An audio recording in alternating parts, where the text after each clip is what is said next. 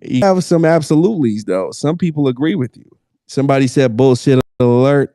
Somebody said official needs to change his name to official bullshitter. God damn. Hey Nelson, let me ask you a Shout question. out to the chat, man. Nelson, I'm gonna ask you a I'm gonna question. jump in. Okay, so this is all conspiracy theory. This is like, oh, they want it for the canal. They want it to take over. They want it, a lot of the stuff that people say, the reasons that are going on why Israel is using the force they're using is a lot of it is conspiracy. A lot of people are saying it's bullshit, right?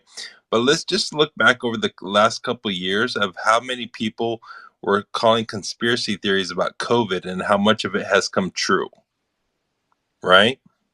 So a lot of these conspiracy theories that people are trying to shoot down right now, I mean, there is a very strong chance that this stuff is true. Just look at our recent history of all the COVID and all the other issues that have been going on, right?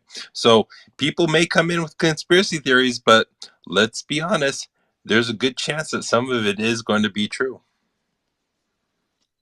So you agree with everything that gentleman just had to say? Not everything, but there are certain aspects of it that, that does have a strong possibility of coming true, right?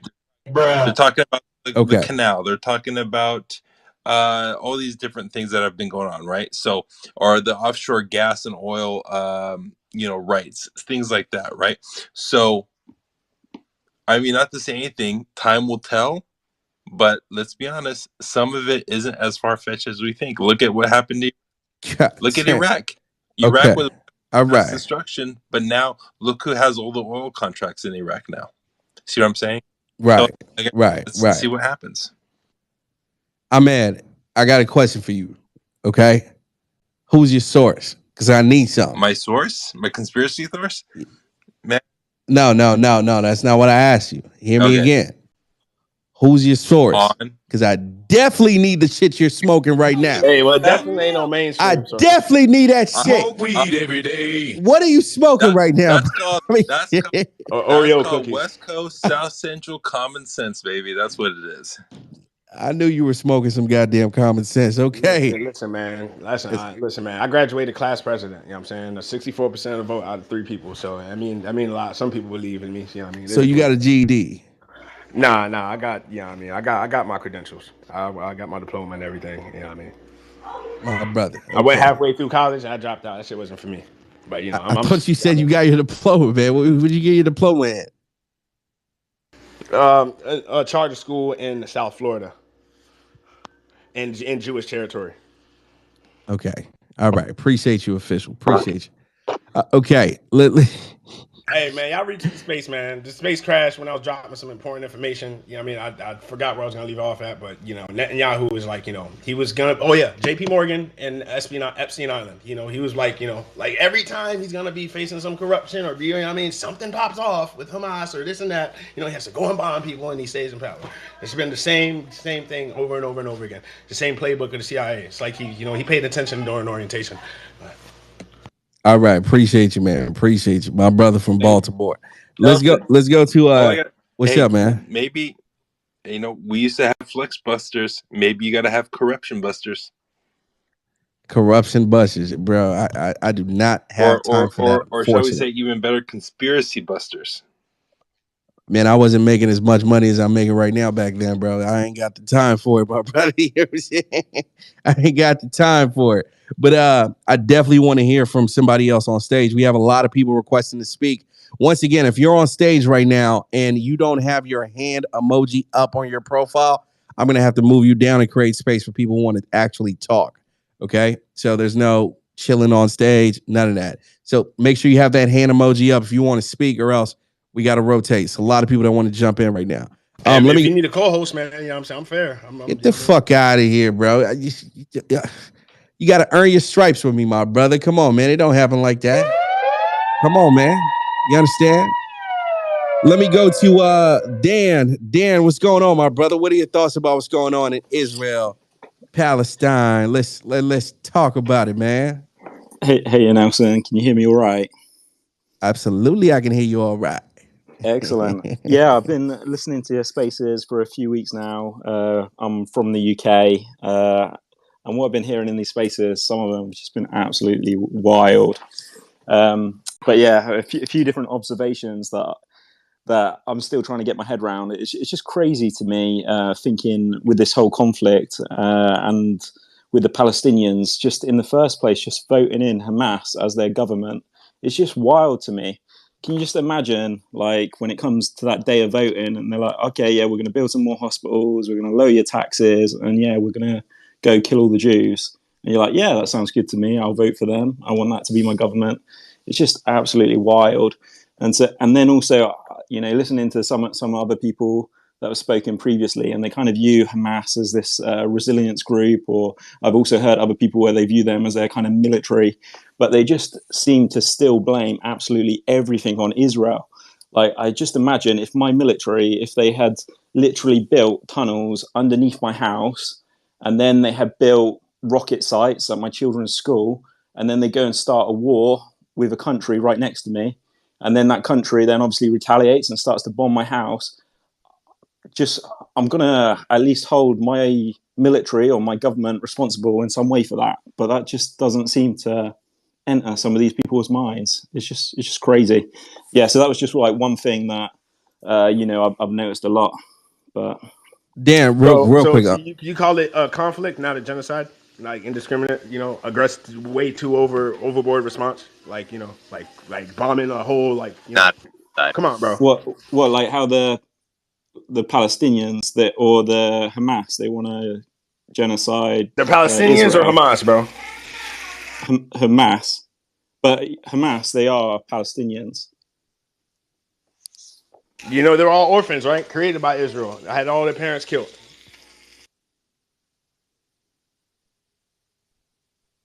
Dan, what's your response to this guy, Dan? What's your response? Yeah, but they're obviously not killed. Not all Palestinians. There's 2 million Palestinians. 2 million, absolutely. Bro, one second, bro. Let him talk. I also think, like, there's just been so much crazy language going around. Like, this whole idea that Israel is trying to commit a genocide on the Palestinians is just absolutely insane. Like, the population now in Gaza is more than it was previously. It makes no sense. So however many years ago, cut down or something. Dan, tell me this. So what are your thoughts about, because the UK, you guys have been having some crazy protests, right? Yeah. A lot of, it's been crazy over there. I saw a clip, I think it was last week. You had the entire London Bridge covered with, Palestinian flags, right? So, what are your thoughts about all of this, support, for the Palestinians against Israel? How do you, where do you stand regarding that? And I want you to give me an honest answer, not a politically correct answer. Give it to me exactly how you feel about it. Yeah, so with what's going on over in the UK, the main conversation in the UK is around, should there be a ceasefire? Shouldn't there be a ceasefire? And that's kind of the conversation that's going on in the politics. We've got a lot of people either through immigration and the Muslim population that are on the streets protesting for that. And then so you've got that group of people. And then you also got the far left, from the universities and their kind of ideas on colonialism and anti, like that kind of anti-Western type mentality. And so they've kind of united in their marches. But for me, the whole call for a ceasefire, I think if your first call shouldn't be for a ceasefire, your first call should be release all the hostages and surrender. Like I just think it's crazy that's not the first thing that you're calling for. You're asking for a ceasefire. Like, why do you believe that Hamas is gonna cease fire? And so people that are calling for a ceasefire, they're either ignorant and because they think Hamas is going to cease fire, or really they don't think Hamas is going to cease fire, but they just want Israel to cease fire, which is just not right to basically be like, yeah, we're happy for these guys to continue to rocket you and kill all you, but you're not allowed to fight back. Crazy. Wow. Who disagrees with what he's saying? Ahmed, do you disagree with what he's saying right now? And I'm talking about Ahmed Bain. Ahmed Bain, do you disagree? All right, I'm at Bang going I, once, going twice, going I 3 times. Okay, I'm at Bang to I the go. disagree. I'm at Yeah, jump I in. mean, he made no sense whatsoever when he said, "Look at the population of Palestine. How could it be ethnic cleansing when the population is what it is?"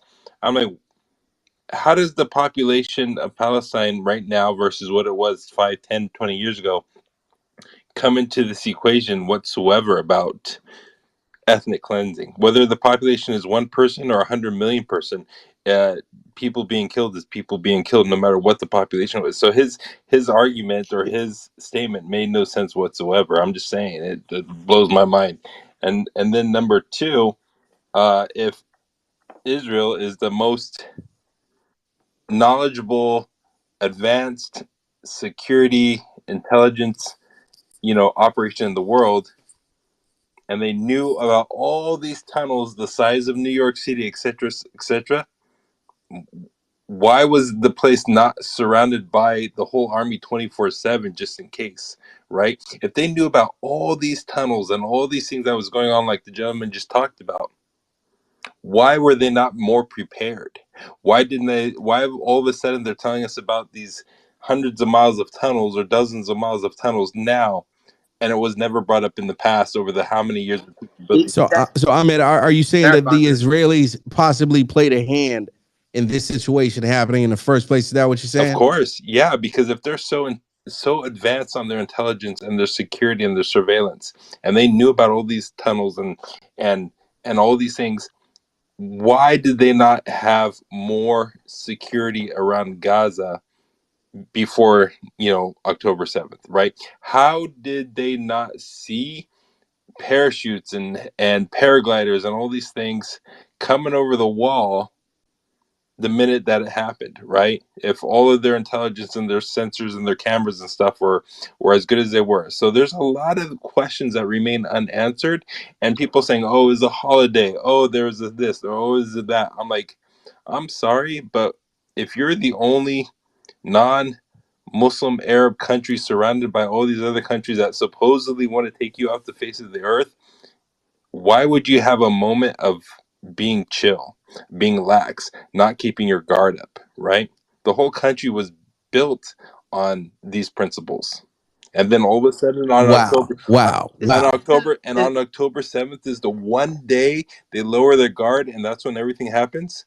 It doesn't pass the smell test, like Nelson. 9/11 one day, and Pearl Harbor was the one day, and Nagasaki was like security breaches Yeah, but happen. but the thing is though, the United States was not surrounded by Japan in the Pacific during Pearl Harbor. And Tokyo was thousands and thousands of miles away. There was I no understand that, immediate but threat. you know, There's no immediate and to threat. say one time it happened, like security breaches happen. That's like it's not that it's good. It's happened. Obviously, there's going to be an investigation into this, but to be like, oh, this is on Israel because we had a security breach. Like if that's I not didn't say victim, it was on Israel. I said there is something seriously sinister going on because something like this just yeah, happened. Hamas is. It's not all Hamas, bro. Come on. It's not all And in Hamas. terms of the tunnels, no, these tunnels are like not new. You can see reports from years ago where they invited Russian journalists in to see the tunnels. Like it's not new. And then you're saying, well, they should have had more security on the border. So if we have the security we have, it's a military occupation and blockade. But no, wait, you don't have enough security, so now it's your fault that this happened. Oh my Like God, so, Israel can't win no matter what. The man. tunnels are not new. We've known about them. But I mean, this is what it takes to get rid of Bro, the tunnels. why don't y'all go on the ground and What it actually go on the takes. ground and fight? What? Why don't you actually go on the ground and fight? Why I just why Have can't you we have They you just been have go? in, gone. have you I've been in a been on the basement fucking for ground for with the past God. 2 weeks? They Have you have been in a been on the basement for the ground. past two? I mean, they're on the ground right now. God damn it! What are you talking about? They're 40 meters from Shifa Hospital. Like they are on the ground. All right, so have you Are they in heard the about? tunnels though? I think he asking if they're in the tunnels. How come they don't go in the tunnels? They are in Yeah, tunnels they as are in well. the There's tunnels, videos. bro. There's videos from inside the tunnels as well. Okay, Hell yeah, okay, bro. IDF is lighting that shit up right now, bro. It's all crazy. right. But Like it's actually but to crazy. piggyback on what Ahmed was saying, why is it that a country or a state or whatever you guys are that has bomb shelters in your homes, bomb shelters? First of all, I wouldn't even live there. You tell me Come to Detroit, I ain't coming to Detroit. Chicago, let alone a place where I have to have a bomb shelter in my basement. You know what that tells me? What's your point? What's your point? My point is how the hell did they allow that to happen on October 7th? No. We just said this. We just did this whole thing. There was a security breach at the border. No, but then Obviously, it's one unacceptable. second, Jeb. One second. Just to bounce it out from the other side, counterpoint, right? Why the hell did Hamas go in there on October 7th? Isn't that the better For question? 75 years, my guy, for 75 years, they've been oppressed. Hamas, I hope Hamas gives them hell. Oh my God, we keep doing this for 75 No, years. one mic on Will. One mic on Will. One mic on Will. I hope Hamas gives, Go ahead, Will. I hope Hamas gives them hell. For 75 Well, years. assalamu alaikum, brother. What? Hey, what Will is trying to say. 1 second, ladies and gentlemen. I want one mic on Will. God damn it. One mic on Will. Will, get your points out. Get your points out. And when you're done, somebody's gonna call you on your bullshit. And then you can do the same. Call them on their bullshit. Will, unmute your mic, man. Let's go. Yo, check it. For 75 years, these people have been oppressing this country, right? For 75 years. Settlements, rapes, murders. God damn.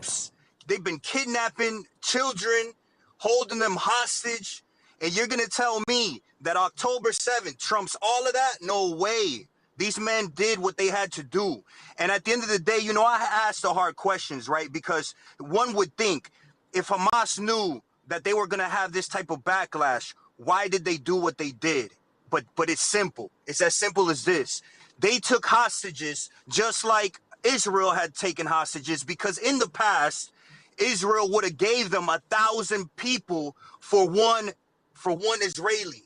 But now we know that Israel, you know, they have a bigger plans. And for the most part, I feel that, you know, everyone in Israel, you might as well look at yourself as a human sacrifice. If you are living in Israel, first of all, you are dumb as hell, right? Because if I was a Jew, there is no way that I'm going to be living in Israel, especially knowing that I have all these territories, all these countries around me that don't even want me there. You're the most liberal country or state or whatever the hell you are on the planet. You should be in the West somewhere, but you definitely shouldn't be in a place where you have to have bomb shelters in your fucking basement. That's fucking retarded. So we don't have.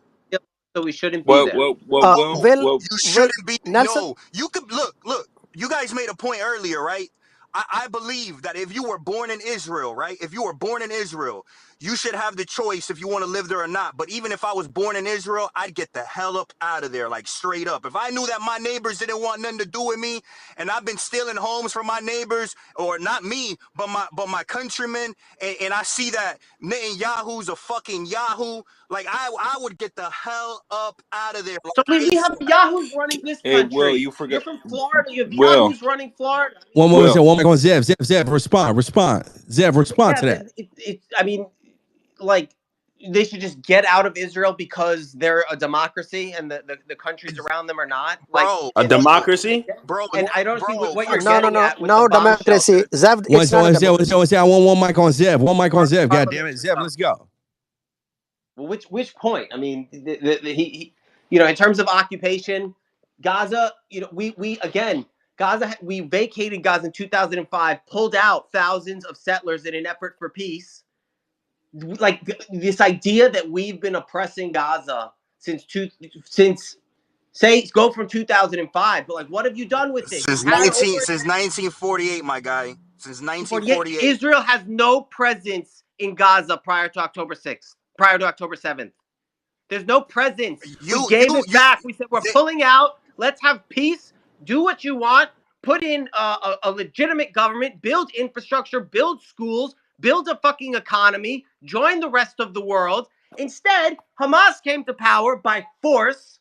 Maybe by election too, but for certainly they were throwing people off Fatah off the fucking roof. And then they took everything from their fucking people. We see videos, literally Hamas's propaganda video talks about how they take the fucking water pipes out of the ground to go into missiles. But the only thing you condemn is Israel. You have nothing to fucking say about what Hamas has not done for its people. Hey, check this out. Number one, Israel shouldn't be there. Israel was not there. What do you? Okay, so you're gonna tell me that these people have had power over the border, over, you know, Israel has power over its border, just like every other country in the world. What I'm asking you is, do you have no issue with the fact that inside Gaza, where hundreds of millions of dollars of resources was getting funneled in for human rights, and like to give people fuel and food and water so they can grow their own food and not be reliant on Israel for food, you have no issue with that? These people don't have that because Hamas fucking took it from them? You have no issue You that don't they have run a military? They proof of run that their shit. fucking military You strategy don't out of have no Moon? proof. You don't have no proof of this shit. I have videos. Nah, They're bro. online. This is Zionist Let's talk talking about point, it. bro. Bro, you don't got no proof of that shit. Number one, What are you fucking talking about? I have videos shot by Hamas. bro, you Online. telling me so Hamas has a fucking Hollywood team. Yo, calm and they're down. fucking shooting videos Yes, and they putting it out to the fucking world. do. Yo, Zev, Oh, calm shit, down, but Will, that last point you made right now. I mean, you know, I mean, they do have one dude. Listen, have you ever heard of Mr. Fafo? Hit the chat feature at the bottom right corner. Respond to the tweet of this space right now and say hell yeah. Yo, Everybody in the space right now. Everybody in the space right now. If you've ever heard of Mr. Fafo, hit that chat feature bottom right corner. Respond to the tweet of this space and say hell yeah, goddamn it, hell yeah. That motherfucker, Mr. Fafo, should be hired in Hollywood today. This motherfucker is in the press one day. This motherfucker is a photographer one day. This motherfucker is a tour guide one day. This motherfucker is like, yo, Nelson, stop. that motherfucker's crazy. Stop the conspiracy theories. Bro, come on, bro. You know that dude is cap, bro. Come on. I saw that dude is cap, bro. Stop the conspiracy theories. Yo, dog. Look. At the end of the day, I've heard Zev said that he lives in New York City. Zev, is that where you live in New York City? I live in New York City now. Yeah. Okay, all right. New York, outside the city. Would you consider living in the South Side Bronx? Why not? Why not? How many times you go into the South Side Bronx? You're from Florida. You have some image of the South Side. I have a very good friend in the South Side Bronx. You have this image. I grew up in the South. I grew up in the South Side Bronx, bro. Let me tell you something. You sound like you're in the middle of Manhattan, right? You sound like you're in the middle of Manhattan. I'm not in the middle of Manhattan. I'm right outside the city. All right. You look like you're near Times Square. All right. So let me tell you something, man. Where do you even get this from? Where do you get any of this from? What am I getting it from? I'm an hour outside. You wouldn't live in the Bronx, New York, let alone live in a place. Let me tell you something. I grew up in Manhattan. I went to Brooklyn Public School. I went to fucking house parties in the Bronx. You don't fucking know who I am. You went to house parties in the Bronx? How many? You have no idea who I am. How many chicks you smash? What? I think he's gay though. How is this relevant at all? I'm married now with a child. Like, what's the relevancy in this? I mean, listen, Will, man, you starting. You know what? I'm gonna hit you with this real quick. I got to. Dumbass. It's customary. Dumbass. One more time. Dumbass. One more time. Dumbass. What the fuck does that have to do with the goddamn thing, bro? Like, what the fuck are you talking about? How many chicks do you smash? What the fuck does that have to do with Palestine? I can tell you right now, nobody in Gaza is smashing right now. I can tell you that. Right? So what the fuck does that have to do with anything? You want to say, look, and I've heard this crazy ass argument, right? Where they're like, oh, we're not genociding people. These people are okay, what is a genocide? What's the definition of a genocide? A genocide? Literally the last 30 days. No. Define a genocide. This is what people do. They get on here. They get on here with these fucking buzzwords, and they don't. It doesn't fit Will, the can I ask definition you a of the question? word. All right, you know what? Here's what I'm going to do right now. And I want the audience engaged in this right now. Okay? What is a genocide? I want everybody to give their definition of a genocide right now in the chat. Type it out, right? Everybody in the space. We got 400 people in here right now. Hit that chat feature, bottom right corner of the space. Respond to the tweet of this space with your definition of a genocide. And I'm going to pin up top probably the top two definitions. I'm going to pin up top. Everybody in the space, do that right now. Everybody, give me your definition of a genocide. Once again, hit the chat feature at the bottom right corner of the space. Respond to the tweet of the space with your definition of a goddamn genocide. Do it right now, and I'm going to pick the top two, put it up top, and we're going to leave it up top all night. That's the definition of genocide we're going with, okay? Let's talk about it. Yeah! I think we should get off of Will right now, man. We should get off of Will. Can I tag him real quick, please? Not your dumb ass, bro. Let me somebody else, my brother. Nelson, can I ask you a question? Let me go to Tuesday, man. Let me go to Tuesday first, and I'm gonna come back to Dan. Tuesday, man. Let's talk about it. I was just trying to figure out, like, the reason why the bomb shelters are there is because if it does anything, all of a sudden they're these evil people. So they built the bomb shelters because as soon as they do anything, holy shit, it's a genocide. And let me just say, I'm not that big on pro-Israel. I think they've done tons of things wrong here. But God, with their technology, we either think that they have the best technology or the worst technology. They have the best surveillance, yet they're horrible at surveillance. So, I mean, they just can't win over there. But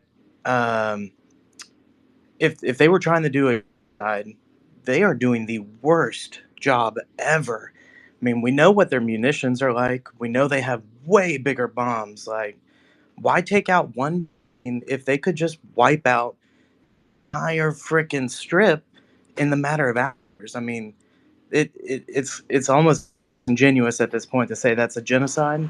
Yo, Santa Claus. Yo, Santa Claus. What the hell are you talking about, bro? Will, what is your end goal for this? What do you think is a win for Palestine? From the river to the sea, Palestine will be free. What does that mean to you? Inshallah. What does that mean? What does that mean, genocide. bro? I'll tell you what. No, I'll tell you what that means. It's gonna be their country, and if Jews want to live there in peace, they're gonna be under Palestinian authority. Just like the Jews in all the rest of the Middle East That's live in what peace. that means. But Will. Just like all the Jews in the rest of the Middle East live in peace. Let me have a conversation with Will real quick, right? Let me just have a quick conversation. By the way, I've got all the definitions of genocide from the audience. Appreciate you guys jumping on that quick. If you guys haven't done that and you're in the room, just hit the chat feature bottom right corner and plug in your definition. In the next 5 minutes or so, I'm going to start pinning them up top. But real quick, right? This whole concept of there'll be one Palestinian state, like just with common sense, right? Common sense. Not I support Palestine, I support Israel. Just simple common sense. If you think that is realistic, that will happen. Put a 1 in the chat right now. Put a 1 in the chat right now if you think that is realistic and it will happen. Just hit the chat feature, respond to the tweeted space, put a 1 in the chat. If you think it's not going to happen, it's impossible, can never happen. No way Jose, goddammit. Put a 0 in the chat right now. 0 in the chat if you think there is no way in hell that could ever happen. Now, Will, while the audience is giving their answers, right? Will, do you personally believe that is feasible, possible, realistic? Do you believe that? Do you really believe what you're saying right now? Well, in New York City, there's a place called Chinatown, right? And we can call it Israel Town if you want to. A section for Jews, just like Chinatown in New York. I'm with it. Are you with it? Like a ghetto, you mean? No, not like a ghetto. Like, well, but here's what I'm asking. Here's what I'm asking, right? I'm not even asking like what you want or what you wish, right? Because it's wishful thinking. Let's be real, right? Here's what I'm asking. What I'm asking is, with Israel's military might, right? Do you think it is realistic for Israel to one day become Palestine? That's what I'm asking. Man, you're talking about the United States military might. Israel doesn't have anything, my guy. As soon as the United States stops funding these people, they're over with, right? So the game plan should be USS Liberty, 9/11. Israel was responsible. Will, go ahead. Will, official, respectfully, you jump in and interrupt somebody like that again, you're going to the goo, right? The only thing you're going to be responsible for is putting on a goddamn life jacket when I send your ass swimming. You understand what I'm saying? Will, back to you, my guy. Back to you, bro. You know what? Let me go to Yusuf, man. Yusuf, I made you as a co-host. I don't know if you hated me before this show. I don't know if you hate me now, whatever. I saw your ass. You know what I'm saying? I know you're pro-Palestine, so I said, fuck it. Let me give him a little shot. So, boom, hit you with that goddamn co-host. So, hopefully, I'm on your good side now, but we're going to figure it out. Now, Yusuf, do you think it is possible for Palestine, for the land of Israel to one day become Palestine, given the military might of Israel? Okay, so I think right now, no, simply because of how armed and funded Israel is. I think it's way too protected to even have a reverse effect on what they've already done and what they've already achieved. And I think, you know, in the long term, like we can't create bigger nukes, we can't create bigger lasers, we can't. There, we've hit a limit in terms of like weapon production. Like, sure, $100 million plane versus $30 million plane might make a little bit of difference taking out one or two commanders, but at the end of the day, it's like these weapons can't get more advanced Oh yes. unless they cause more destruction. And I feel like if there was more destruction caused in the land, bro, there would be no Palestine, there would be no Israel, right? If more destruction gets caused in the land, if there's more destruction, if there's more weapons used, if there's more force used than what's already used right now, I don't think there's gonna be either, right? And that's why I don't think it's possible to reclaim this land through weapons, through war. I don't think it's gonna happen. I think the likely scenario of what's going to happen if the world allows it, and if all the Arab leaders and Muslim leaders are like, yeah, we support Israel, what's going to happen is all the people who are considered Palestinians, who live in Gaza, who live in North Gaza, who live in even the Gaza Strip and the West Bank, I think all of them over time are going to disperse and leave or just die, right? And that's what I think is the most likely scenario. Now, you have to understand one thing that isn't logical and one thing that is very powerful: the resilience of the people in Palestinian land, right? The people, the Christians, the Jews, the Muslims living in Palestinian land outside of Israeli territory, right? They have the most resilience, like their brains, bro, and the way they think, not animal, it's like a warrior mentality. It's like they would prefer death over life in a lot of scenarios, and I think that to a lot of us on this space will never make sense. So for us to see it as right or wrong, that's not the point. I'm just saying the people that live in these lands are so resilient, bro, that there's no way Israel is gonna fully occupy the land, and there's no way that Palestinians have enough force of power to even reverse what Israel has already taken over, right? And that's my personal opinion. I think we're in a position right now where we need new leadership.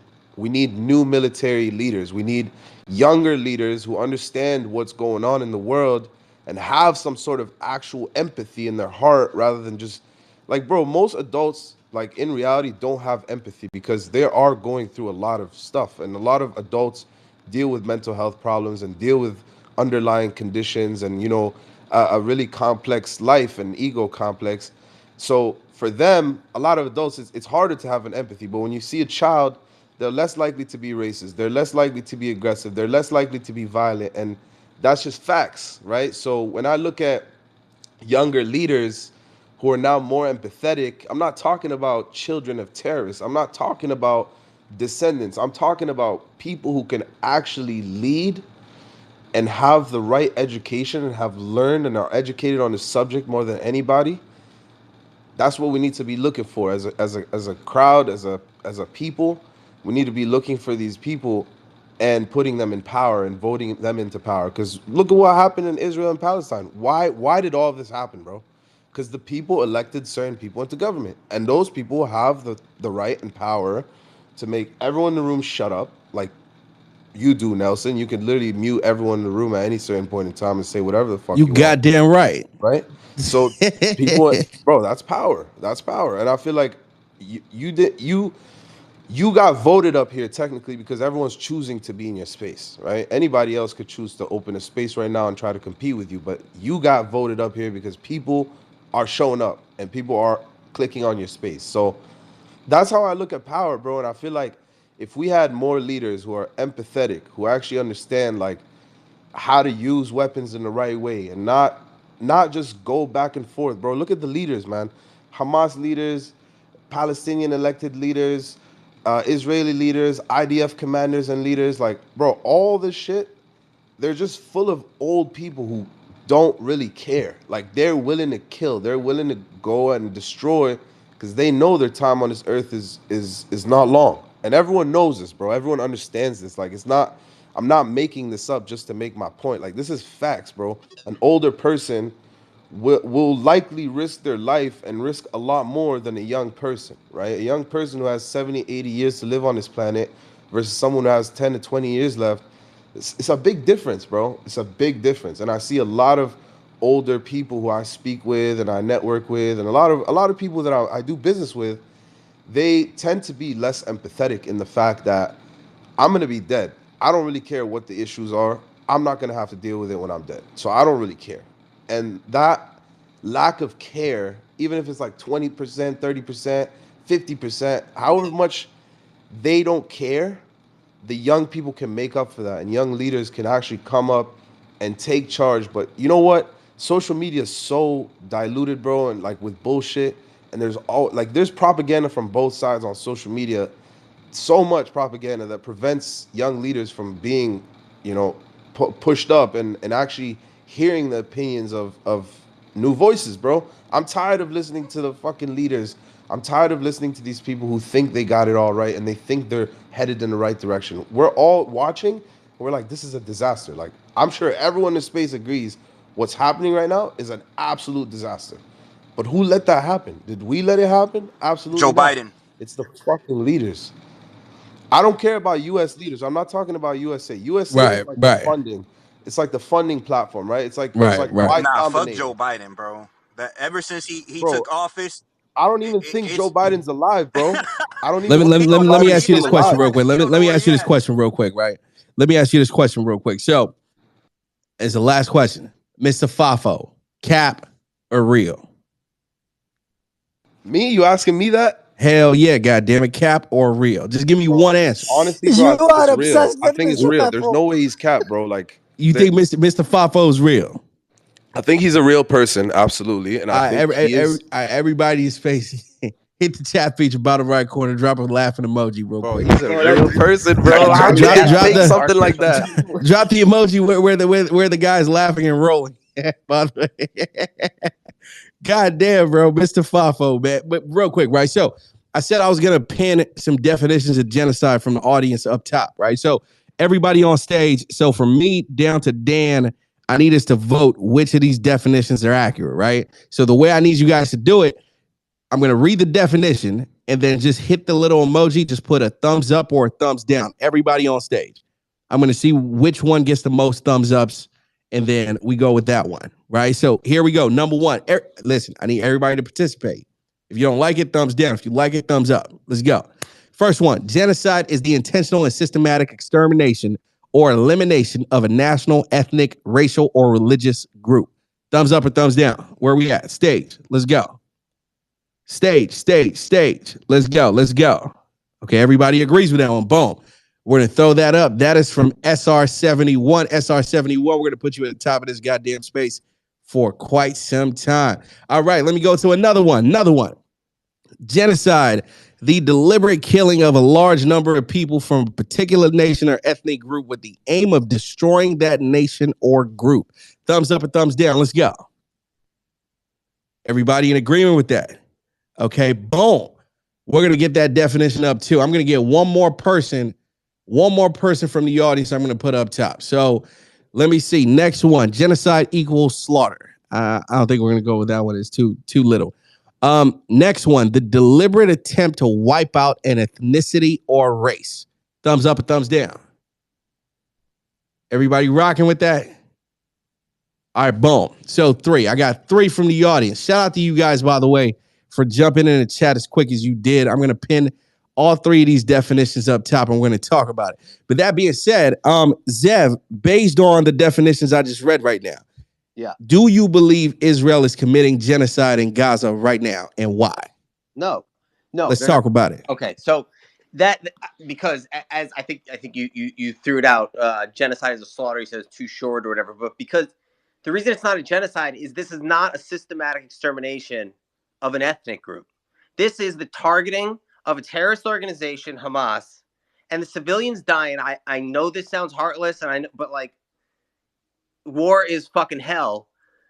They are the collateral damage because they are being used as human shields, and for that reason, it doesn't fit the definition of a genocide. Listen, I don't know if maybe Tuesday said it, but if the goal was genocide, this would have been over 30 days ago. Gaza is like 2-3 miles wide by 25 miles long. If the goal was genocide, they would actually carpet bomb, blow the whole fucking thing to smithereens in a matter of hours. If the goal was genocide, what are they actually they doing? need to What are they target. actually doing? They are targeting Hamas infrastructure and key personnel. That is the stated objective. And civilians are dying It looks because like Hamas is genocide right now, embedded. my friend. My brother, meet your mic, man. Let's get one mic on Zeb. Let's go. No, I think they said, what are they doing? This is not carpet bombing. This is not the definition of carpet bombing. This is not the definition of ethnic cleansing. This is not the definition of genocide. Like, words mean something. And people want to use these fucking buzzwords and stuff. But again, if the goal here was genocide, this would have been over 2 days after it started. Again, you don't have to take out you have to take out a landmass the size of like the Bronx. Like it wouldn't take this long. That is not the goal here. And you wouldn't drop 12,000 tons of munitions, if not more, in a space in a landmass in a space as small as Gaza, and only and I don't even want to use the word only, but the death count would be far higher. Zev, you are fixed on the speed. Genocide. It's a slow genocide. Call it slower No, genocide, it's my not a friend. slow Genocides take time, The bro. ethnic group Genocides is take not what's time. being targeted. The ethnic group is not what's being targeted. Hamas is being targeted. The people in Gaza are the collateral damage, and they're paying the price for a militant terrorist organization that is using them as human shields. That does not make it a genocide, though, based on the definition of the word genocide. Nelson, can I respond to that, please? Let's do it. Yeah, I'm going to talk about it. Thank you very much. So thanks for having me on. Right, Zev, this is the most stupid amount of propaganda I've heard from you. Right? It's not a genocide. Genocide, they can't just bomb the place to oblivion. I mean, they're trying to, but like you said, the massacre of all of the Palestinians. Of course, someone definitely would stop it then. Like they're not going to get away with that. Let me tell you how this No one started. stopped in Darfur. People don't stop. In the 22nd, one mic, please. One mic on me now, please. Thank you. You've had your chance. Let me rebut. On the 22nd of September, then, Netanyahu stood up at the United Nations with a map of that whole region, Israel and surrounding countries. Israel was highlighted in black. The countries around it, I think, were highlighted in green.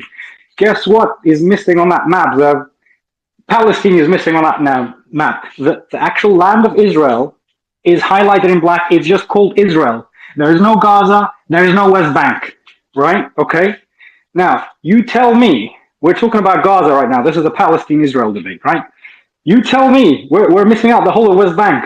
We're missing out the fact that the government of Israel is actually ethnically cleansing by illegally building settlements in the West Bank. That's a form of genocide. It starts with ethnically cleansing a native people from their land. This is how it starts. And then what Hamas did, I'm sure they saw that Netanyahu up on the UN there with that map, and they thought, where the fuck are we? Where are the Palestinians? Like, we're never going to get our state. They're never going to recognize us as a state. We're already in a prison. They already control everything that goes in and out. Okay, we have no freedoms. And you said, oh, Hamas, what have they been doing? They have been building hospitals. They've been building schools. You've been fucking bombing them. Right? Excuse my French. You've been bombing these exact schools and hospitals you say that they haven't been building, right? So let me get to my point. Israel is known. There's a 762-page report done by the United Nations covering all the wars in Gaza, not just this one. They're starting to build evidence for this now as well. Actually stating evidence of war crimes being committed. Do you want to know the best source of war crimes committed by Israelis? The best source to go to is IDF soldiers themselves. IDF soldiers who have actually left the IDF, who have faced scrutiny, who have risked their livelihoods, they have left, they've created organizations. There's Israelis who created organizations that are part of the IDF that they saw their own killing in terms of war crimes. They saw what was happening in terms of ethnic cleansing, and they wanted to create a different narrative. And it's not just the one or two bad apples, right? There's more. There's a whole group of them, at least 60 that I know. There's been documentaries about this as well. It's not just one or two, and they're starting. Finally, I'm hearing some of their voices on the TV. You know, this Western media that's like blocking and trying to make us think that this whole started on the 7th of October. So that's the best source you can go to. They talk about how they're trained. They're trained to terrorize a population. They're taught not just the civilian population, and I'm talking about the West Bank here as well. I'm not talking about Gaza and Hamas. You know, I'm not even mentioning Hamas for now. But they are trained. They're training stars. They're commanders. The last time they went into Israel, they had orders to kill civilians, and they explain it themselves from their mouth. You know, you can do this research. Just search BTS Israel, and you will see it yourself. It's called Breaking the Silence Israel. BTS Israel is the @ handle for the Twitter group. So they will tell you exactly the type of war crimes they committed. Not just them. The Human Rights Watch will tell you. Amnesty International will tell you. People, independent observers, not Hamas propaganda, independent observers who are there on the ground. It's a slow ethnic cleansing of a people that you were doing starting in the West Bank. You know, I'm not even talking about Gaza. You oppress them in the West Bank. You give them 500 checkpoints. You treat them differently because they're Arabs. Lawfully, you detain them without any cause. You are now the new law is the thought police are coming, and even if they like something pro-Palestinian, there's a law that was passed yesterday. They go to jail. They can spend up to 1 year in jail, even if they like something on social media that's pro-Palestinian, right? Not pro-Hamas particularly, but pro-Palestinian, because they'll say, oh, it's propaganda. So this is the kind of systematic ethnic cleansing of a people. Ethnic cleansing is a part of genocide in definition. This is how it starts. They won't do it quick, but they've been doing it slowly over the years. And it doesn't mean you're going to try and just bomb them and wipe them all out, right? You can't just do that. Someone will fucking stop you. Like, you know, you can't just go crazy. What they're doing now after October the 7th, after Netanyahu showed that map, what Israel is now doing is revenge. They don't give a shit about Hamas. They know they're not fucking stupid, right? That you can't get rid of Hamas. Hamas leaders are in Qatar. They'll just regroup. They have money. They'll regroup. They'll build again, right? That you can't get rid of Hamas because, like Elon Musk said again today, was something other people have been thinking. Hamas is being created right now. That environment they are in right now, you know, the 60 soldiers you killed 60 soldiers to 10,000 civilians, right? Well done. You're getting rid of Hamas. You get rid of the Where tunnels. are you even getting your numbers? Where am I getting numbers? Definitely not from you. The IDF won't let anyone independent go in there. I wonder why. So Why? Anyone, even the Western media, are not allowed to go in there unless they're accompanied by IDF soldiers. And they are also controlled of where they go in there. So don't give me that bullshit. Stop spreading that. Don't give me that propaganda, right? Don't give me that propaganda, right? Ethnic cleansing is a part of genocide. Right. And No, it was 100%. Absolutely. Now I feel like it's Zionist. Hell no. Let me go to Dan. Dan, jump in, man. Let's talk about it. Let's go. Oh my gosh, yeah. Just I don't even know where to begin with that one. Call it out, bro. Call it out. Let's go. Yeah. So what do you think Israel's goal is to wipe out this people? So what do you think they're just not doing very good at that? If that's their goal, like, or the other question: when do you think they actually started to try and wipe out the Palestinians? Do you think they started in this latest war, or you think this has been ongoing for 60 years? It started with a Nakba where 750,000 were displaced from the homeland. So, Dan, listen, you're ignorant. You're in London, my friend. Like, you need to do some research. You need to actually look into this. Don't just look at GB News in the morning and think, oh, you know what? This started on October 7th, and these guys, you know, they don't have a claim to this. If you actually look at the atrocities, I'm talking about independent organizations who are verified and who have brought war crimes. Netanyahu's dismissal of them. I wonder why Israel is not So part for of that many international years, criminal court. they've been trying to genocide this population. And has this population gone up or down? There's not a single year it's gone That, down. that's not So do you think they're that's just not a not? measure of Do you think they're genocide. not? That's not a measure of ethnic cleansing. Do you understand? Yes, people can still breed. Luckily they're not making them completely sterile. Like they will kill them. But So do you you don't understand think how they're this works? being very Ethnic successful in their cleansing, goals? Is that what you're ethnic. saying? No, they've been very successful in ethnic cleansing. They've been very successful. You just have to look at the maps, and you'll realize exactly how successful they've been in ethnic cleansing. Ethnic cleansing is the start of genocide until you push them all out completely. Do you know why? Do you know why the Palestinians were scared? You're using them as human shield. They're not leaving that place because they want to die. No, because they're No, fucking shit scared. let- If they leave their homes, they're not going to be allowed to fucking come back, or there'll be an Israeli government on top of their heads there controlling and occupying them like they have been. That is the reason they didn't want to leave their fucking homes. And even when they do leave their homes, by the way, Okay. that's a war crime. That's a war crime, by the way, just so Okay. you know. It's a war crime So to displacement of people. once Israel now has taken out Hamas. Sorry, Zev. Just quick. So let's say Israel they've declared their intentions are we're going in because we want to take out Hamas. Okay, but obviously you believe they're lying and actually they want to They kill all won't the take out Palestinians. Hamas. They won't take out Hamas. Yeah, I know you believe that, but they are gonna kill Hamas and they're gonna destroy They're going all to those diminish. tunnels. They're going to diminish. And They're going to take diminish out, their power. Not take them out. There's two different things. Is two different things. Like get it right. Okay. Look, it might be hard for you to comprehend.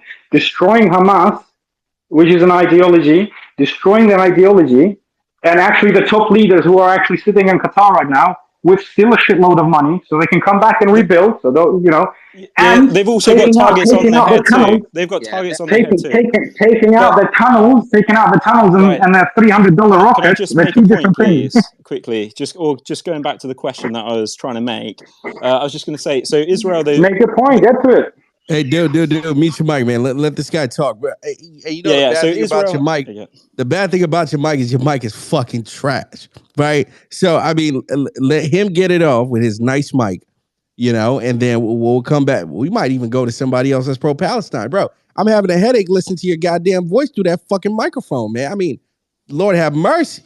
You got to fix that goddamn mic, brother. Sorry, I'll fix it. I'll get a better mic.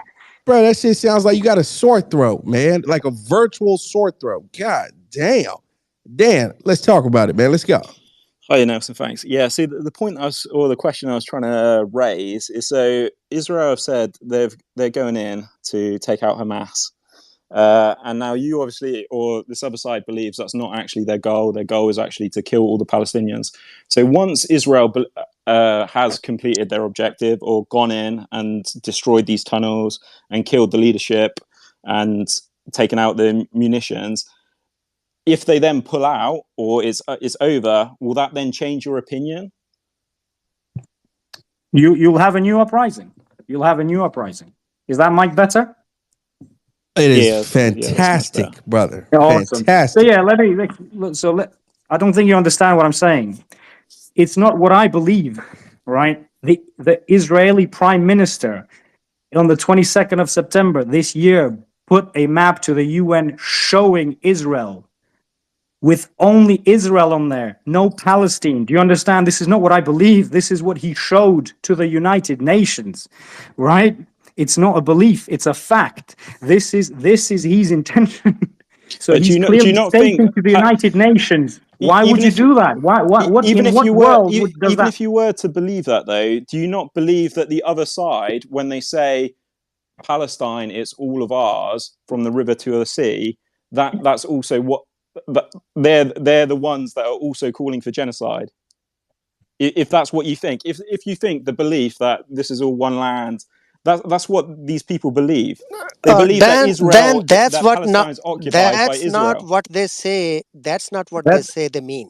They have clarified it over and over. They do not mean that. They do not mean a killing of people or cleansing of people from the land. No, that's not what they mean. So what do they mean? They mean that all of where Israel now will be under Palestinian rule, and Yes, the Jews live in Palestine peacefully. peacefully. They can live Yeah, as equal citizens. like, Yes. respectfully, first off, the plan was to stay. Israel is not going anywhere, period.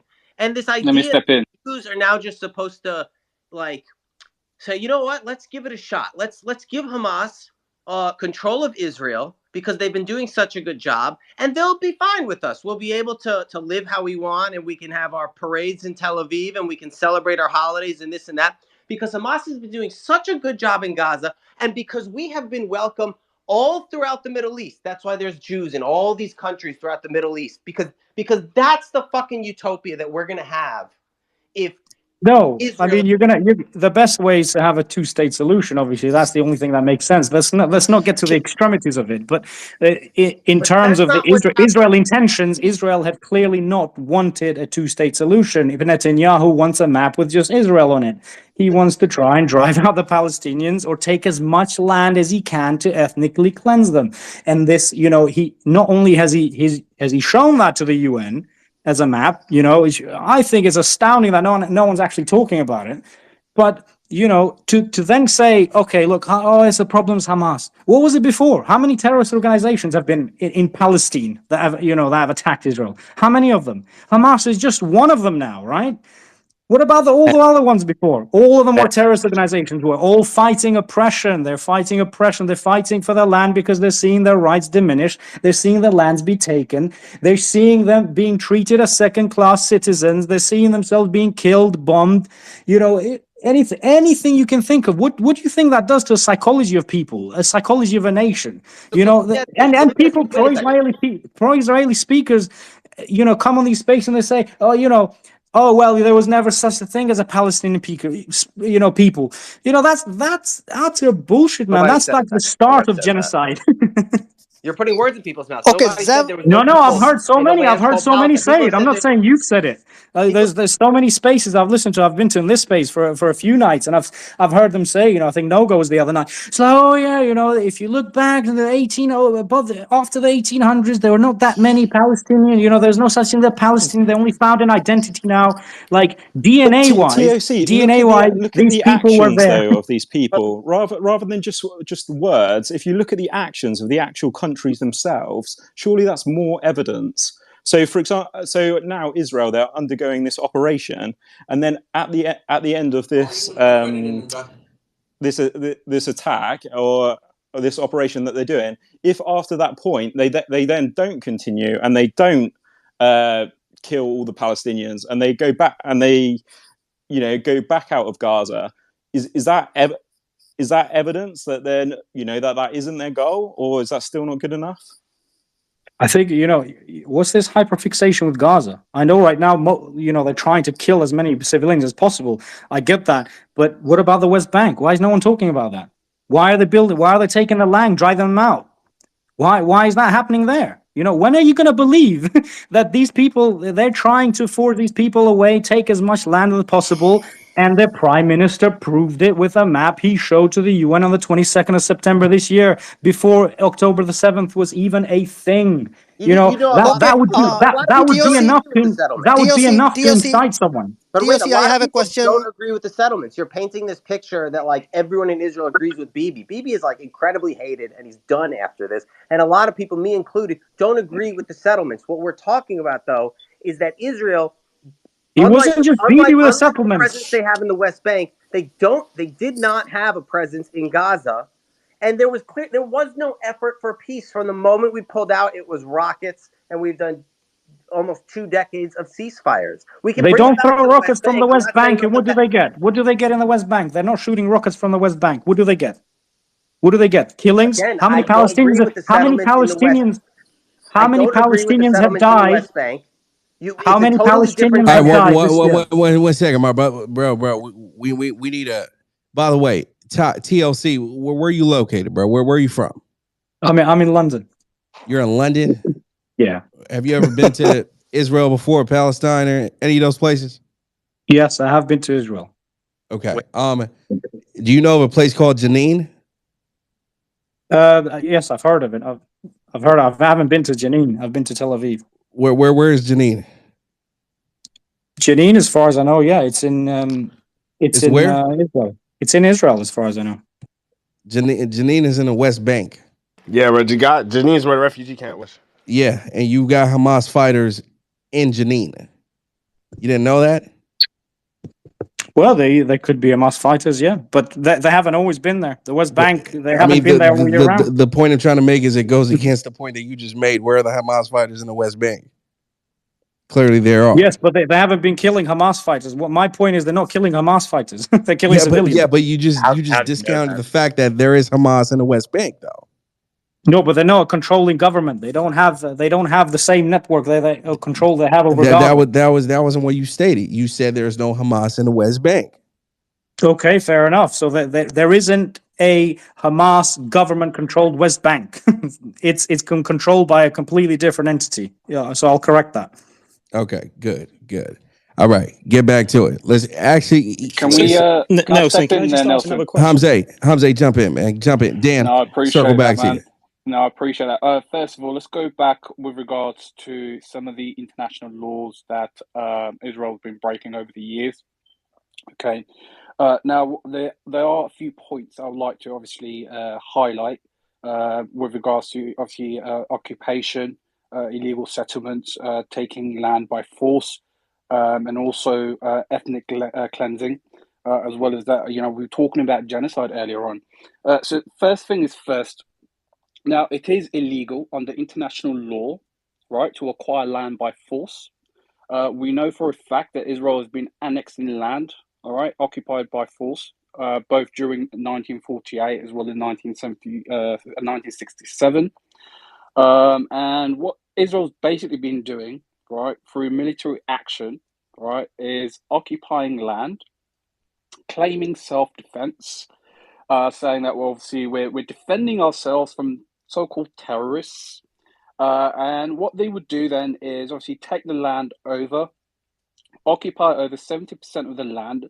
And also, what I'd like to also do is obviously whatever I'm saying, you can actually fact check this as well. So I don't mind sharing this with the panels. And basically, stealing all the natural resources for their own use as well as for their economical benefit at the expense of the native population. With regards to obviously occupied land, now immediately following the 1967 war, Israel obviously began building, shifting Israeli citizens onto Palestinian land, right? So the current figures is roughly estimated around 500,000 civilians now live in occupied land, right? Legally owned by Palestinians. Now, earlier on, some of your panels were basically saying there was no obviously ethnic cleansing happening. Now, when we look at and all of this information is, if you just go to the United Nations website and you obviously read all the different Geneva Convention articles, resolutions, since 1910, right?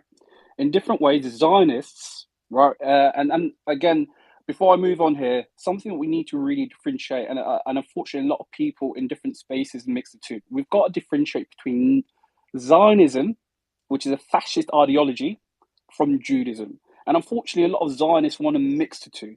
But I'll come back on that point. Now you're gonna have to define Zionism if you're gonna say that.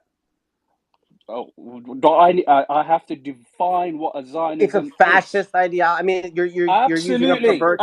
That's not. Absolutely. So what is the definition of it? Okay. I ask this every fucking night. Absolutely. Has it? What is the definition of it?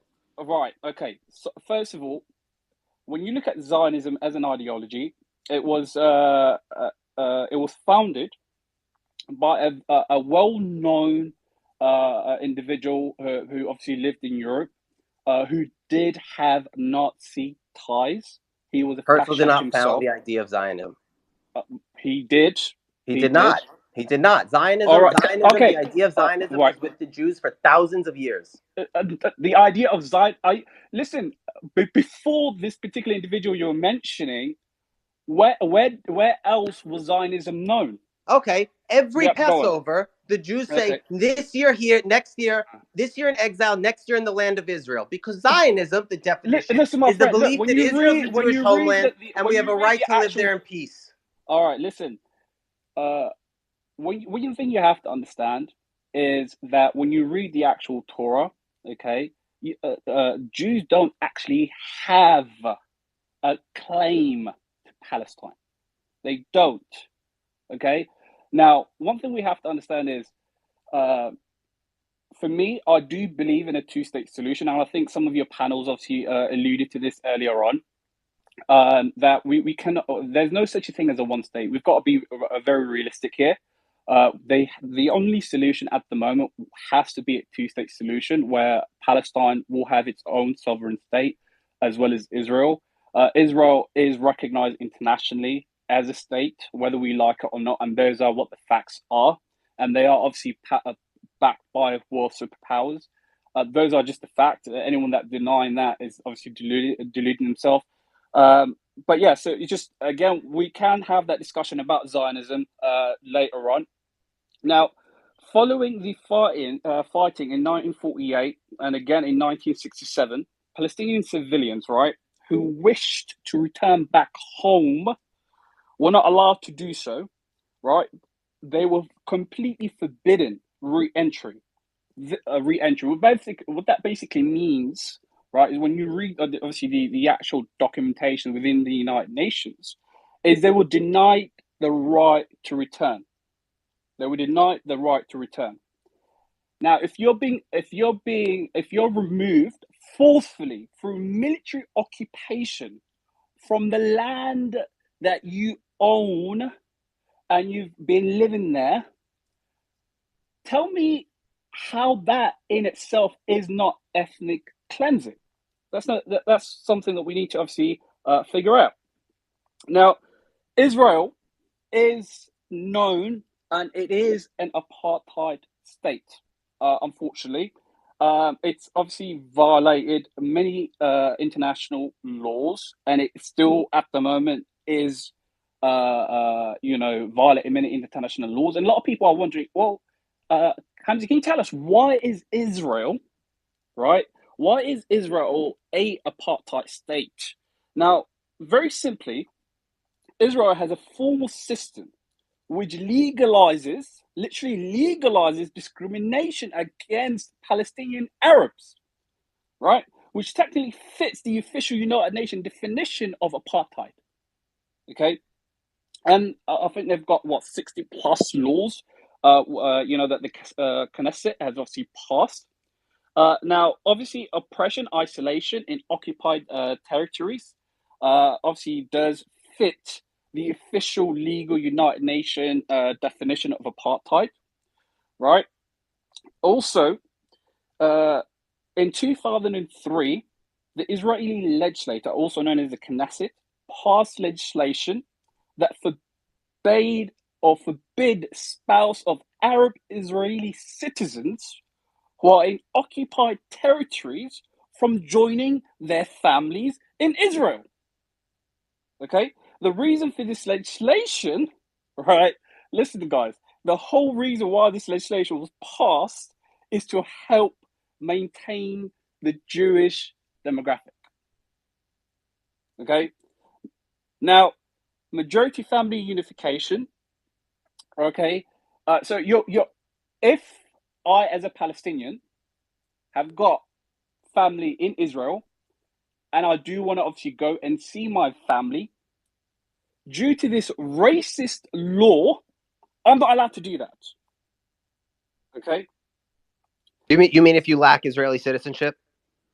Not if I look as a Palestinian. You can't enter a country whenever you want if you lack citizenship. Listen, of course, but one thing you have, obviously, if I live in the United Kingdom, I do travel around the world, but I live in the United Kingdom. If I wish to go and enter the United States, I need what do you call? I need a visa, right? Yes. To actually enter that country, right? Now, when you look at the actual figures and statistics within Israel, and when you look at the actual immigration laws and the amount of rejections, Palestinians' visas that are completely being not granted, you can clearly tell this law in itself is an apartheid law, right? I grew up in South Africa, okay? I grew up during the apartheid era. Okay. And I know what apartheid laws look like. And for me, this issue of Palestine and Israel, I've been hearing back and forth, and I've been doing a lot of research, been speaking to different professors, really understanding it. But I really didn't actually understand the situation until I went to Israel myself. I visited Israel 3 times. Okay. I obviously went into the occupied East Jerusalem as well as the West Bank, and you can clearly tell, right, how deprived the Palestinians are as civilians.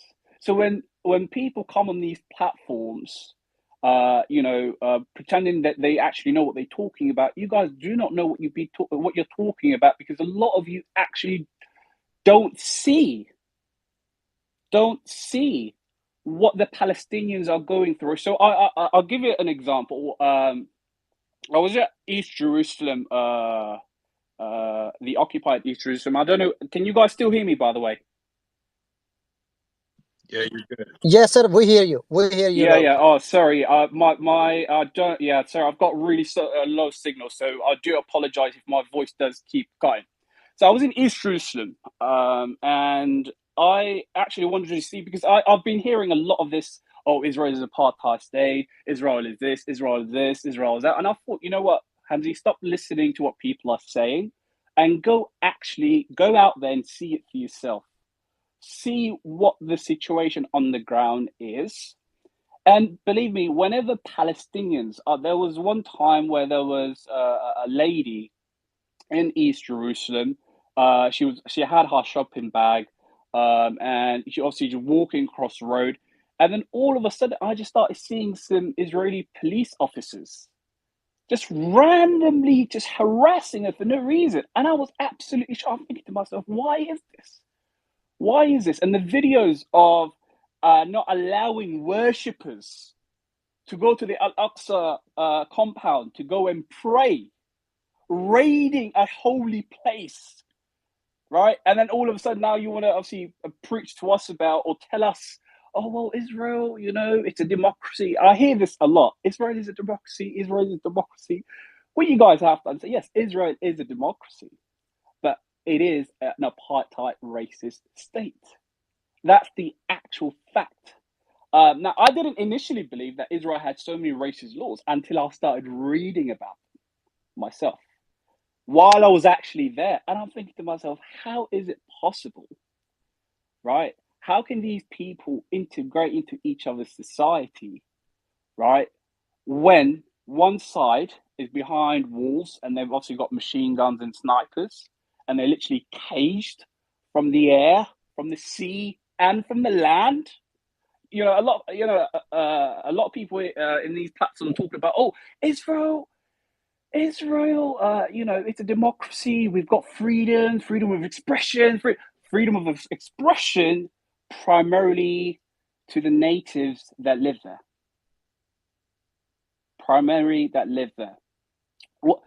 I've also started, there's a lot of Ethiopian Jews that live in Israel, and I was absolutely horrified the way they are also treated, right? There was one occasion where there was a couple of, I don't know whether they were Ethiopian immigrants that were actually living there, or actual Ethiopian Jews, or whether they were actual Jews from Ethiopia that immigrated to Israel. But the disgust in their face, using all forms of bad language onto them, right? So guys, So we've you got to be very, very so you realistic. speak Hebrew? You speak Hebrew? Also, I'd love to see photos from this trip to Israel. Let's see you in Yes, Jerusalem. Let's see you definitely. in the West Bank. This definitely sounds like a very real trip that you had. No one is doubting your story at Definitely. all. No, yeah, But Hamza, absolutely. I didn't know that you spoke Hebrew. It's incredible that you're able to translate what these big bad Zionists were saying to Beta Israelim. That's interesting. I don't Tally. I don't disclaimer here. I don't speak Hebrew. I speak Arabic. I So don't speak Hebrew. how did Look, you know what they were saying? How did I That's know not what they were adding up saying? exactly. No. Yeah, Listen, you listen, said listen, they were listen. saying slurs and all It's very type of simple. Look, I nasty didn't go there, language but to look, Ethiopian Tally, Jews, I but how didn't did go you there by myself. understand Look, it? one mic at a time, please. One mic at a Also, time. apparently I racism is didn't go. Listen, exclusive to Israel. look. You're I really didn't hanging go there on to by that myself. microphone, Listen, huh? look. I didn't go there by myself, Tally. All right, I went there with friends of mine, Jewish friends of mine who do speak the Hebrew language, and they were translating that to me. Right, but Did your I don't Jewish need friend go look with you when into the someone West is Bank? look. But you have to understand when someone is disrespecting you, right? When someone's disrespecting you and they're using that bad language, right? You can read through their body language. You can read through their body language. You don't have to understand the language. What's wrong with you? So the bad language you heard was bad body language. Right? Got it. But again, that's not the main topic at hand. The main topic at hand is Israel is an apartheid state, period. It's an Apartheid on who? Because occupier, you have period. Arabs, you have Arab doctors, Supreme Court Listen, judges, and members of parliament. So oh my where goodness. do you get that exactly? If you're Because talking about laws right. between Okay, Israel and the West gentlemen, Bank, you're gentlemen, talking laws between a country gentlemen, and a region gentlemen, outside of its gentlemen. country. Let me get one mic.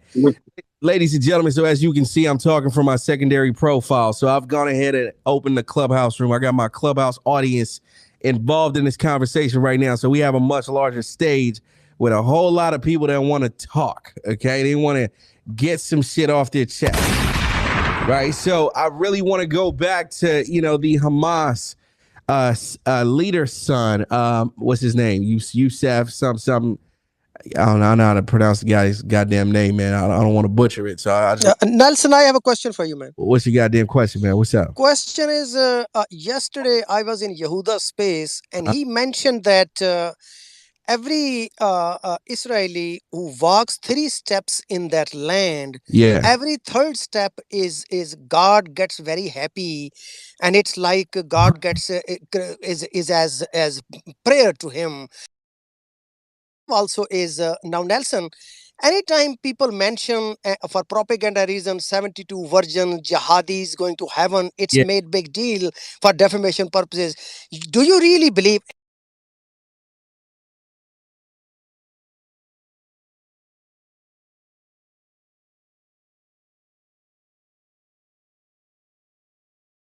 3rd step just to please God? This seems very sick kind of sickness of association with the land. Why they are so into the soil? Why they cannot? I'm from Pakistan. I'm living in Washington DC, man. I'm quite peacefully, and I'm not going back to Pakistan and millions of other Americans just like yourself, right? You ain't going Why back. they have to be so connected to please God? Why God is into every damn shit here? Why we are using God to really for land grab, for apartheid, to blackmail the whole world and risk the peace of the entire world? We are sick and tired of this blackmail, man. Please address this issue. Thank you. Holy fucking shit. Let's talk about it. Okay. Man, oh man. I mean, listen, man, I can go to Zev. I can go to Yeah, if I can say one thing. Let's talk about it. For as long as you've heard me talking in this, I've never brought up I mean, you mentioned my name, so I just want to make it clear. I've never brought up the religious aspect of all this. Like I'm not citing the Bible. I'm not talking about what's in the Quran or what's in the New Testament or anything. So anything I'm arguing on this is not. I'm not coming at this. I have my own beliefs and stuff, but I'm not coming at this from a religious aspect. Just to be clear.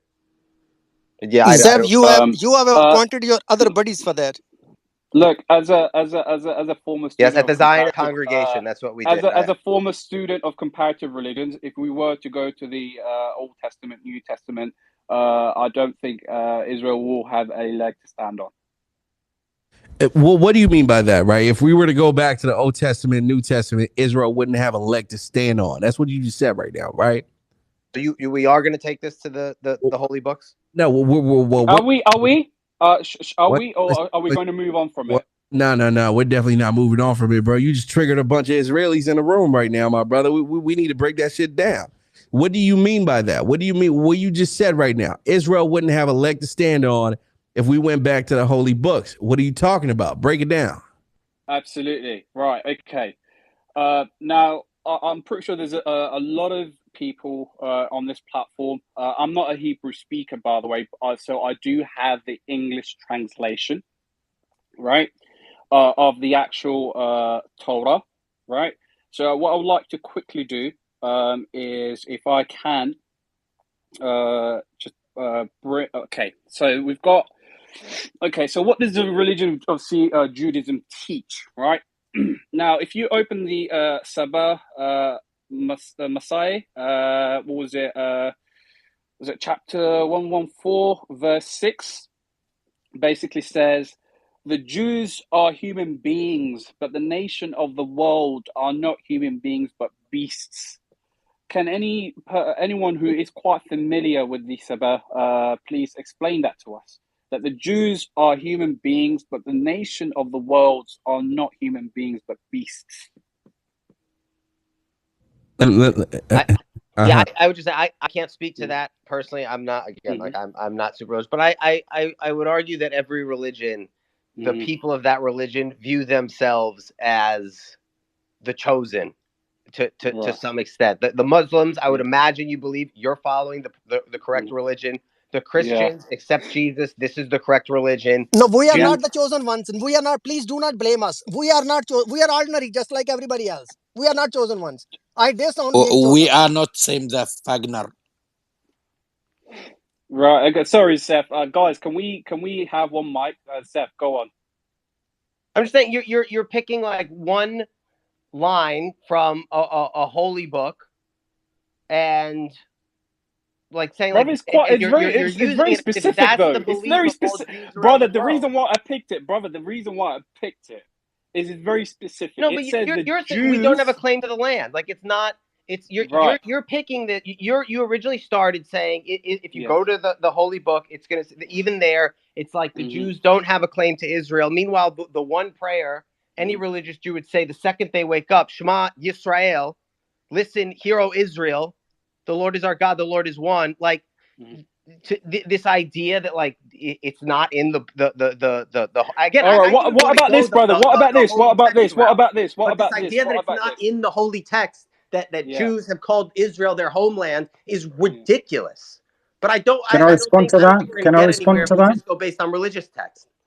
Let's go TLC. TLC. Actually, you know what? Anybody on Clubhouse want to jump in on this? I'll meet your mic right now, man. I'll meet your mic right now. Let's go. Look, can I just say one thing? I mean, it's ridiculous. We're going kind of notion of having a land based on religion, but if we want to go down the religious route, boom. There we go. Names, Clubhouse. Anybody want to jump in? Let's go. Okay. Hello? TLC, go ahead. Can I speak quickly? Okay, so if you actually look at the Bible verses, you'll have several Bible verses saying that actually the Jews will be in exile. So you have Leviticus 26:33, Deuteronomy 4:25, Deuteronomy 11:16, Deuteronomy 28:36. You can look these up yourself. They say, basically you'll be exiled, you won't be part of that land, and you will only have a nation in that land when Judgment Day comes, essentially when King David comes. If you want to go down the religious route, I mean that's essentially what you have plenty of Talmudic sources saying that as well. So you look it up. Absolutely, but also to add on to that, what didn't Benjamin Netanyahu quite recently use some Bible verse from the chapter of Samuel, if I'm not mistaken? Yes, it's from Samuel. Yeah, he did.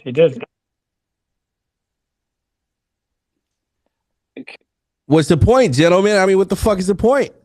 Make it make sense. Basically, the point is, if you go down the religious route, it's not about having a state called Israel. They're not Jews are not allowed to have a state called Israel until Judgment Day. That's when they all go back to it. So unless we're in Judgment Day and King David is coming, which by the looks of it, it might be, then fine, it's fine. But this is the religious argument, if you want to make that argument, and it's also in the Talmudic sources.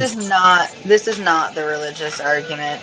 The religious argument that you're talking about, when Mashiach comes, that's when we can build our third temple. That's when all of the Jews will be reunited in Israel. It says nothing about whether we can have a state or not. Sorry, I know my background noise is loud now. Man, that background's crazy, Tally. Crazy. Okay, let's keep this thing rocking and rolling, man. Rocking and rolling. Something's then going down because it's the time for me very much. Let's do it. Okay, I just need to remember you guys for some things. What happened in Ukraine between Russia and the Ukraine war? We see it, everybody we see that, but we didn't see the ship and whatever of US coming to help Ukraine in that times. So the change, the politic in Middle East, we see Saudi Arabia, it was before going to help Russia and stop the oil to US, and the oil is going high even in Europe. What happened after Biden coming to NBC or to Mohammed bin Salman? Is coming to talk with him to enlist to put the oil for US and to leave China after he sees Biden what happened between China and Saudi Arabia and Iran, and he say it's Biden, please Saudi Arabia try to come down for us. So now what we see, like it's like a people, we don't need a fight, not between Muslim or Jewish or Christian or whatever religion. We don't need that shit. All of us, some people is born in Europe already, it's European. Some people in US already, it's US. Some people in Israel already is from Israel. We don't want to kick all the people out from that land. Land is for God. But what we need to see now, what happened, it is what happened now, it's US, when she feel she is scared, it is the Middle East is going to China or to Russia, she tried to bring all her ship and all her things to Iran to fight with the Iran for to accept the kingdom of Saudi Arabia. We are democratic people. We don't like a kingdom. We struggle in Middle East between all of that king people. They try to they don't like democracies. We see in Middle East how many democratic country in Middle East getting fight because of 6 country in Gulf. We see it's Iraq is going down. We see Syria is going down. We see Yemen is going down. We see Libya going down. We see even Sudan is going down. Tunis, Libya, all of this country, it's going down because America, she tried to keep the king in Middle East, the 6 country in Gulf, to try to keep them in them place. We try to change in Middle East, but what's happened? It's happened in US. They try to just keep the democrats between 2 party by you guys. We try to change the world, but it's nothing's happened. Guys, come on. It's a lot of blood is going down. Muslim and Christian and Jewish. We are human. We are human. We try to have bro. Like, what the fuck are you saying, bro? Like, I'm confused as shit, bro. What are you talking about? Okay, I will say to you what I'm talking about. I'm trying to say to you guys in USA, you have to even to see what is the democracies. The democracies in USA, it is completely, is going down. Why it's going down? Because it's no democracies in USA between 2 party, Democrats and Republic. That is not democracies. That is lying. It's in USA. It is so you're basically saying our democratic system is shit in the United States. Of course. If you see what he do, Obama in Middle East, he support Al Qaeda by Middle East. So tell me even Biden, he did do that. What's the better option? What's the other option? What's the other option? Sharia law? No, it is no other option. Only one option for us. We have to, like in all the world, we have to make a democratic. It's for real, not to give it for 2 party, or not to make it is one side just only to control the world. We have to now. It's the world to change. It will be like China and Nelson, Russia, can I and step in? we have to give a chance for that people. And in the same time, before we give that chance in that people, we have to change the 6 country in Gulf. We have to kick that old people out from Middle East. Say what now? Getting kicked out now? All right, all good. Thank you. My turn. So the reason why I raised my hand was a few minutes ago, the gentleman was talking about the Israeli aggressions and the way the government has technically an apartheid on Palestinians and things along that lines, right? So I think the problem is here in this room, and we I all can't are. hear anybody. I'm just needed to say for everybody, Hold on, we buddy. just I'm needed to okay. make. Appreciate you, bro. Just hit the request button. I'll bring you back up. You were glitching out. That's why. Yeah.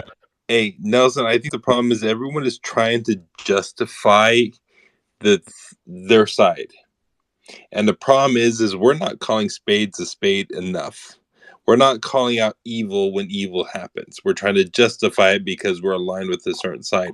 I'm sorry, I was born in the United States and I bleed red and I will go to war for my country, but my country does a lot of fucked up shit, and I'll be the first one to say it. And I think we need to start pointing things out that our representative countries, the countries that we support, do a lot of fucked up shit. Israel does a lot of fucked up shit.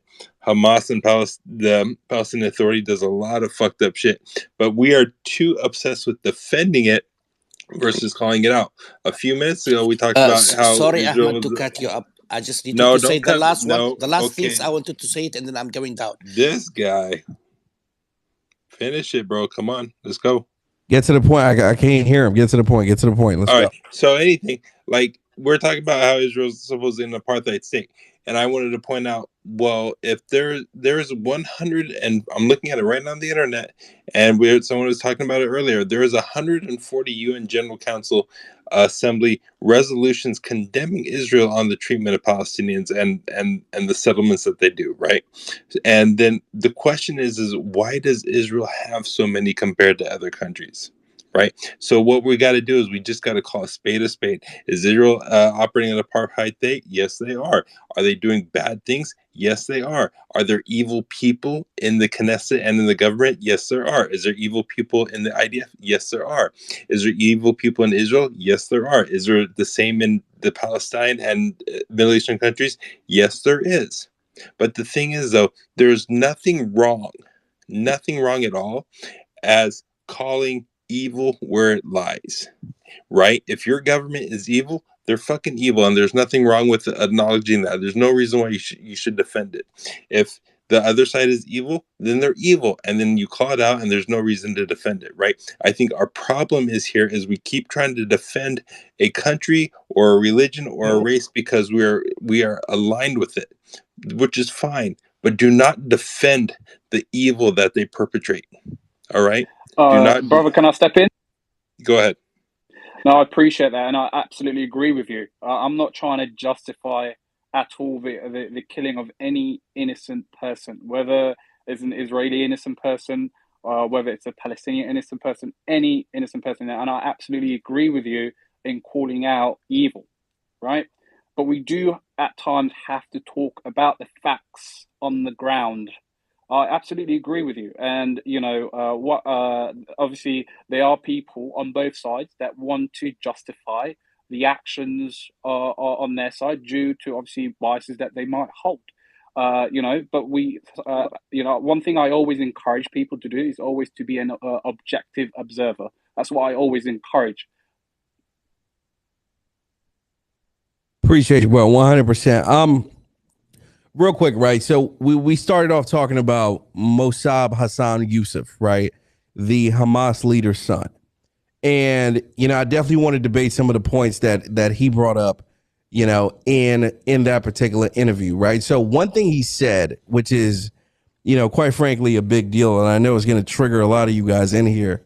But at the same time, some of you guys in here do believe that, right? So one thing he said was, Palestinians have brought suffering upon themselves by empowering terrorists like Hamas. Once again, Palestinians have brought suffering upon themselves by empowering terrorists like Hamas. Ladies and gentlemen, if you agree with what he said, what I just read right now, put a 1 in a chat. If you're on Spaces, hit the chat feature bottom right corner of your screens. Respond to the tweet of the space with a 1 in the chat if you agree with what he said right now. If you disagree with it, put a BS in the chat. The letters B and S in the chat if you absolutely disagree with it. Hit the chat feature, bottom right corner, respond to the tweet of the space. Let me know if you disagree with it. I want to see how many people in here disagree and how many people agree. So I'm looking at Clubhouse and I'm looking at Twitter. Let me see where you guys stand. I want to see how divided both of these audiences are right now. Nelson, it looks like this guy is under stress. He is being distressed and under torture. He is really. Do you agree with what he said, though? That's the point. Do you agree with what he said? Absolutely not. No way in the world. Okay, so I'm looking at Twitter right now. It's a lot of people that agree with what he said. It's a lot of ones. It's a lot of ones in the chat on Twitter. On Clubhouse, it's a lot of BS in the chat. So it's a lot of people. I think we have more pro-Israeli people on Twitter. But either way, it's a good point to debate, though, right? So Ahmed, where do you stand on that? Do you believe Palestinians brought this suffering upon themselves, and why? You talking about the most recent October 7th, or are you talking about the last? 100,000%. Matter of fact, the whole goddamn thing, that seems to be what he's talking about. You know what, bro? I don't think the Palestinians brought it on themselves. I think Hamas did something that was wrong and irreprehensible and killed people and you know, caused an incursion and whatever you want to call it now. But then at the same time, I don't believe that this population brought this amount of retaliation upon themselves. I'm sorry. It's just I'm a human first, and if you have the skills, the military, the technology, the weapons, the manpower, and the money to be surgical and strategic, then it's your responsibility to be the better man, the better person. I'm sorry. If you're the bully and you hit the bigger guy can defend himself, but the bigger guy is not going to beat you into the cement 7 times over. I'm sorry. You just don't do that. You know what I mean? And maybe you find a way for the bully not to hit you again, but you don't beat him, his friends, his family, his parents, and everyone else around them into the cement 7 times over. You just don't do that.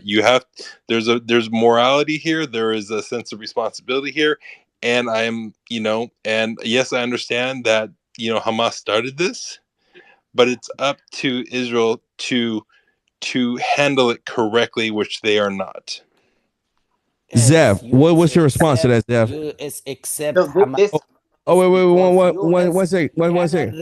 My brother, mute your mic real quick. Mute your mic, bro. Mute your mic. Bro, shut the fuck up, man. Mute your mic, God damn it. Mute your mic. God damn. Unhinged. Okay, let's go to, does anybody on Clubhouse want to respond to that? Oh, sorry. Clubhouse. Yeah, that guy was from Clubhouse, but we can bring him back up. Yeah, I mean, the motherfucker's talking when I'm trying to fucking. Okay. I know. Zev, jump in. Yeah, I just, we keep coming back to the idea that the idea. Okay, wait. What's your name, buddy? What's your name? Nasser, Abbas Nasser from Yemen. US. Okay, do you disagree? In Qatar. Why US don't stop that? Buddy, people? Can you listen to me for a second? Okay. Do you agree with the guy said, or do you disagree? I don't agree actually for any killing in all the world. Nansen, we have to know what's happened. It is if it's US wanted to kill Hamas, supposed to be to arrest them people or them leader from Qatar, but she don't accept US. She's scared from Qatar to not support Europe of the gas because of Russian. She get the gas from Europe, so only now Europe she get the gas from Qatar. Qatar now, or the Gulf 6 country, she control US what she want. That is the 6th country we struggling. How many times we say, you guys in Middle East, we're struggling with that leader. We have bad leader in Arab. They speak about religion of Muslim. They are not Muslim. We're not accepting like Muslim to kill Jewish or Christian or whatever. We are trying to have a peace. We are Muslim. We first greet by us, Assalamu alaikum wa rahmatullah. What is meaning? Salam, it's peace. We trying to get the peace, but that fucking leader by us in Middle East is hurting us. We trying, okay, we say, okay, bring Nelson Mandela law. What happened in South Africa, we need it to be happen in Middle East. We don't want to fight. We don't want to kill nobody for no religion. We love each religion. In Muslim way, we say, don't kill, no one have a God. We don't want to kill Christian. We don't want to kill Jewish. They have religion. They have book from God. So who's killing us right now? They're killing us actually 6 countries. We say it in all the world. 6 countries, Gulf. They're trying to control, but we will struggling. We will fighting until we get my brother. But let me ask you a question. Let me ask you a question. Do you support what Hamas did October 7th? You personally, do you support it? I will say to you some things. What happened in 7 October, it is... Do you support it? No. Okay. I'm not supporting for killing people. No. No way. I will support to killing any person. Insist. No way. It is not right. I am Muslim. Got it. Okay. All right. Cool. Let's get back to the topic. So once again, did Palestine bring this suffering upon themselves, like what the son of the Hamas leader is saying? Zev, please jump in. I don't really think it's a yes or a no. I think there's a lot more support for Hamas amongst the Palestinians than I want to believe or than a lot of people would think. I think at the same time, I have been on this stage saying how Hamas oppresses the Palestinian people in Gaza, and I believe that Hamas oppresses them. So I can't really say, like, I don't think this isn't America where they're just like, I think we're going to hold an election now, and I think we're done with Hamas at this point. Like, did they bring it on themselves? Like maybe somewhat in that there is this support for Hamas, but at the same time, there are absolutely innocent people there that I'm sure would like to see Hamas not be in power. And I don't know that those people, like, I can say that they brought it on themselves versus they just got like the shittiest hand imaginable. Like, I don't know. There's reason to say yes. There's reason to say no. I don't think it is a yes or no answer. Jack, talk about it. Jack. Yeah, sorry.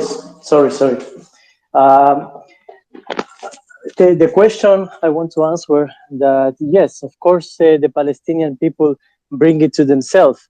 Who choose Hamas to be in power? The Palestinian people. They thought that Hamas will bring them everything they need, and in fact, the situation right now in Palestine is obvious, but it looks like it's not. The situation right now in Palestine is because Hamas, because what they did. You know what? Every time that Palestine is suffering or they are losing land, it's just because they are making trouble. If they were civilized people, and they choose the right way to do the thing, Israel have no even no excuses to attack. Always is the terrorists attacking and Israel answering. And I don't like to Jack, speak you about mean they should be obedient servants to their masters? You mean that, right? No, he means they should grow a thriving economy in Gaza and not send rockets into Israel. Exactly. Maybe you should stop occupying them. And there is no occupation in Gaza. There's a border, an Israeli border. Oh my goodness! It's an open air prison. What are you talking about? Goods cannot come in. They cannot come in through the air. They cannot come in through the land, and they cannot come through the sea. What are you guys talking into Israel? about? You mean must be deluded. into a sovereign country into Israel? War on Israel, man. One second, guys. One second. What's the name of that gentleman on Clubhouse that was just speaking right now? What's your name, man? What's your name? Well, my name is Randy. Randy, jump in. Talk about it. Well, okay. Israel withdrew from Gaza in 2005, 2006. They even, I know some people will be cynical about this, but there was a whole thriving greenhouse business that they left intact. Like, we use these industrial greenhouses. You can take them over. They left Palestinians took over. They had an election. Hamas was elected not by a pure majority, but by a plurality. Once Hamas was in power, they did a couple of key things. They outlawed the other parties. They killed members of other political parties, famously, and they declared war on Israel. They started shooting rockets. Only at that point, and I could go further into it, only, and they feel that this is their right to resist, militarily, to resist, to shoot rockets, to do all kinds of things. And at that point, Israel said, okay, we're going to have an embargo. But when Israel withdrew, they did not, there was not immediately, it's not like we withdraw from Gaza and now automatically there's going to be an embargo. Hamas chose to declare war, and they believe it's their right and their duty to have a war of resistance. So, but if, for example, they resistance from what? Resistance from what? Well, they don't believe that Israel should be anywhere there. They don't believe in a Jewish state. They don't recognize the Jewish right to a homeland. Right? So Hamas have updated their charter. Hamas has updated their charter. Was it in 2017? Hamas does recognize Israel. What are you talking about? No, they don't. No, they don't. I'm sorry, they don't. So I hope you got the sequence right there, which is Israel withdraws from Gaza, Hamas declares war on Israel, and then Israel says, okay, if you're going to declare war, there's going to be an embargo. So to call it an open air prison, you see what's happening right now. Hamas has. So what do you expect people to do? So wait. So you put an embargo, right? So from the air, from the land, from the sea, you keep stealing their land, right? You keep stealing their land. Stealing Gaza. No, listen. I'm not only just look. I'm talking. This is a Palestinian issue. It's not only just Gaza, guys. This is a Palestinian issue. We're talking about the whole of Palestine, the Palestinian people. Right. We're not only just talking about Gaza specifically. Look, if instead of resistance, Hamas had spent the last 15 years coexisting with Israel, peacefully, and not digging up pipes and turning them into rockets, and instead had just coexisted peacefully and hadn't destroyed the greenhouses, for example, we'd be having a very different conversation. How are you telling me to coexist peacefully when there are literally machine guns on towers and snipers, right? Killing children, right?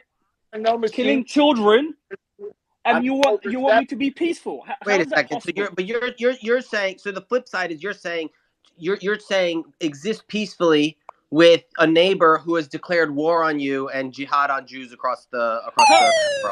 Listen, Hamas have updated their charter, guys. Oh, they Hamas updated their charter? yes. Oh, yes. Fantastic. I'll let them know when the rockets come from Gaza that they forgot that they updated their charter. That'll stop the rockets. Like, I give a fuck. Are you serious? Listen. I'm not. First of all, I'm not spokesperson for Hamas. First of all, and I don't want to sound like I am a spokesperson for Hamas. First thing, right? I'm talking about the Palestinians, generally speaking, as a people, right?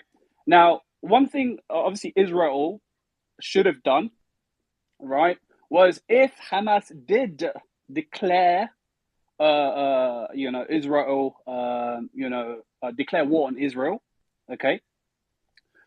Why are a lot of the Hamas leaders being safeguarded in Qatar? And why is the US still funding Hamas?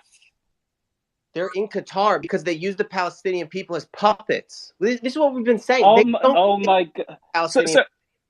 Wait. Hamas has been using the Palestinian people as puppets. Yes. Wait a second. Human funds Hamas. Shields. There's 1,000. They won't let all these people. Not coming from Iran. Hamas has a tunnel underneath a hospital in Gaza, and the whole leadership, the Hamas. Listen, guys. And they won't let the people leave the hospital. They're forcing thousands of people to stay in that hospital to keep Israel from bombing it because they built their whole command center. Sinwar and all the other terrorists are in a tunnel So, under.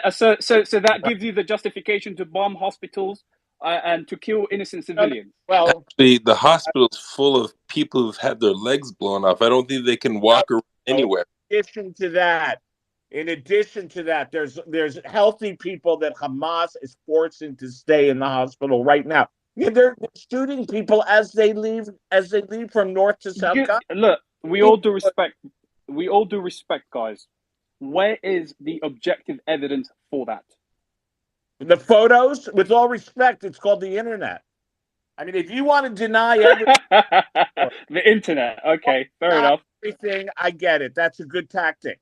Make me prove every little detail. But just so you know, the Hamas instructions to their people when they went on October 7th was videotape it all. It's good for the troops. It's good for morale. We all do respect. Look,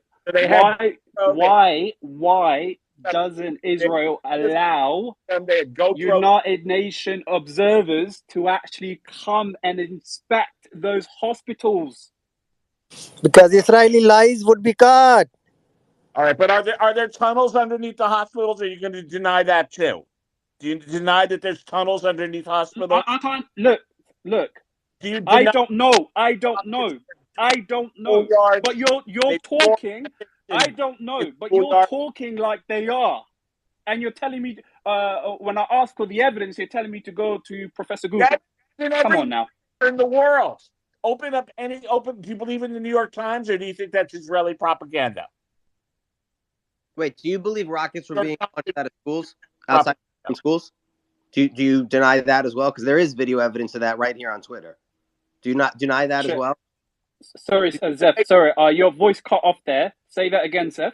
Do you also deny that they're launching rockets right next to from basically from classrooms? What? That's the underlying question is, why are they launching rockets to Israel? No, the question is, why are they doing it from schools? Simple. They are occupied people. They are. There is no Israeli presence in Gaza, and if they want to wage a war of resistance, there's nothing that says they have to do it right next to a children's classroom. They're doing this because they know when there is retaliation, they're going to have women and children's bodies to parade around to the entire world. That's why they use human shields. That's why you don't see the men's bodies paraded around everywhere. You only see the women and children. Shelters. What are you talking about? What are you? Zeph, you can't be serious. You can't be serious. And I'm not saying men aren't dying. I'm saying when they're videotaping everything and they're making the images, they make sure you see it's not Hamas. It's civilians, and it's usually women and children. This is how they play the PR war. This is why the military bases are inside of hospitals. This is why they're launching rockets from schools. Because all they want is a missile to come right back to where the rocket was. Zev, you are repeating IDF points, IDF propaganda. Zev, it's not propaganda. There's video evidence. Nelson, can I just say something quickly? Can I just rebut those points? Yeah, TLC, let's talk about it. Well, just quickly on that point. Okay, so we're talking about the occupation. Pause, man. God damn it, pause. Susan, we haven't heard. We need to get some ladies' voices in here, man. Let's go. Thank you, Nelson. Yeah, I just wanted to highlight a couple of things that are going to be shocking to a few. But first of all, with respect to what Ahmed said, there is collective punishment, whether that people want to agree to that or not. Also, people, have this selective outrage. Like they just are like, oh, this is happening to me, and I don't really care so much about what's happening to you.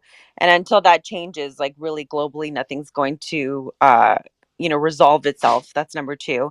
Number three, it's going to be shocking for some that Hamas was actually created by Israel, because according to Israeli officials, like people like Sejev, what was his name again? I can't remember his name, but like a couple of Israeli officials, Yitzhak Sejev and a former military governor, actually said that they used to provide financial aid to Hamas. So that's like, that's not like made up fiction. That's like a fact. like 30 years ago, but it's not really relevant to today's Okay, conversation. well, I I mean, just wanted to highlight that, and I'm speaking now, so you can shut up. Can you let Anyway, her speak, please? and so therefore, and then also, like, with respect to, like, I get the October 7th thing. It was like, it was inexcusable, right? That's not even like up for debate. But the thing is, killing 10,000 people in reaction to like, this is what I find absolutely perplexing about this whole situation. Like, IDF is probably one of the advanced, if not the most advanced military sort of system in the world. So why can't they just go after these people? They know, they have enough intel on them. Like, they have information about their bank accounts, how many billions of dollars Can they I speak have. to that? Like, just go after these people. Leave, like, children alone. They're, all I see on Can I Instagram speak is to that? kids after kids after kids after kids being blown off, like their heads, their limbs, everything.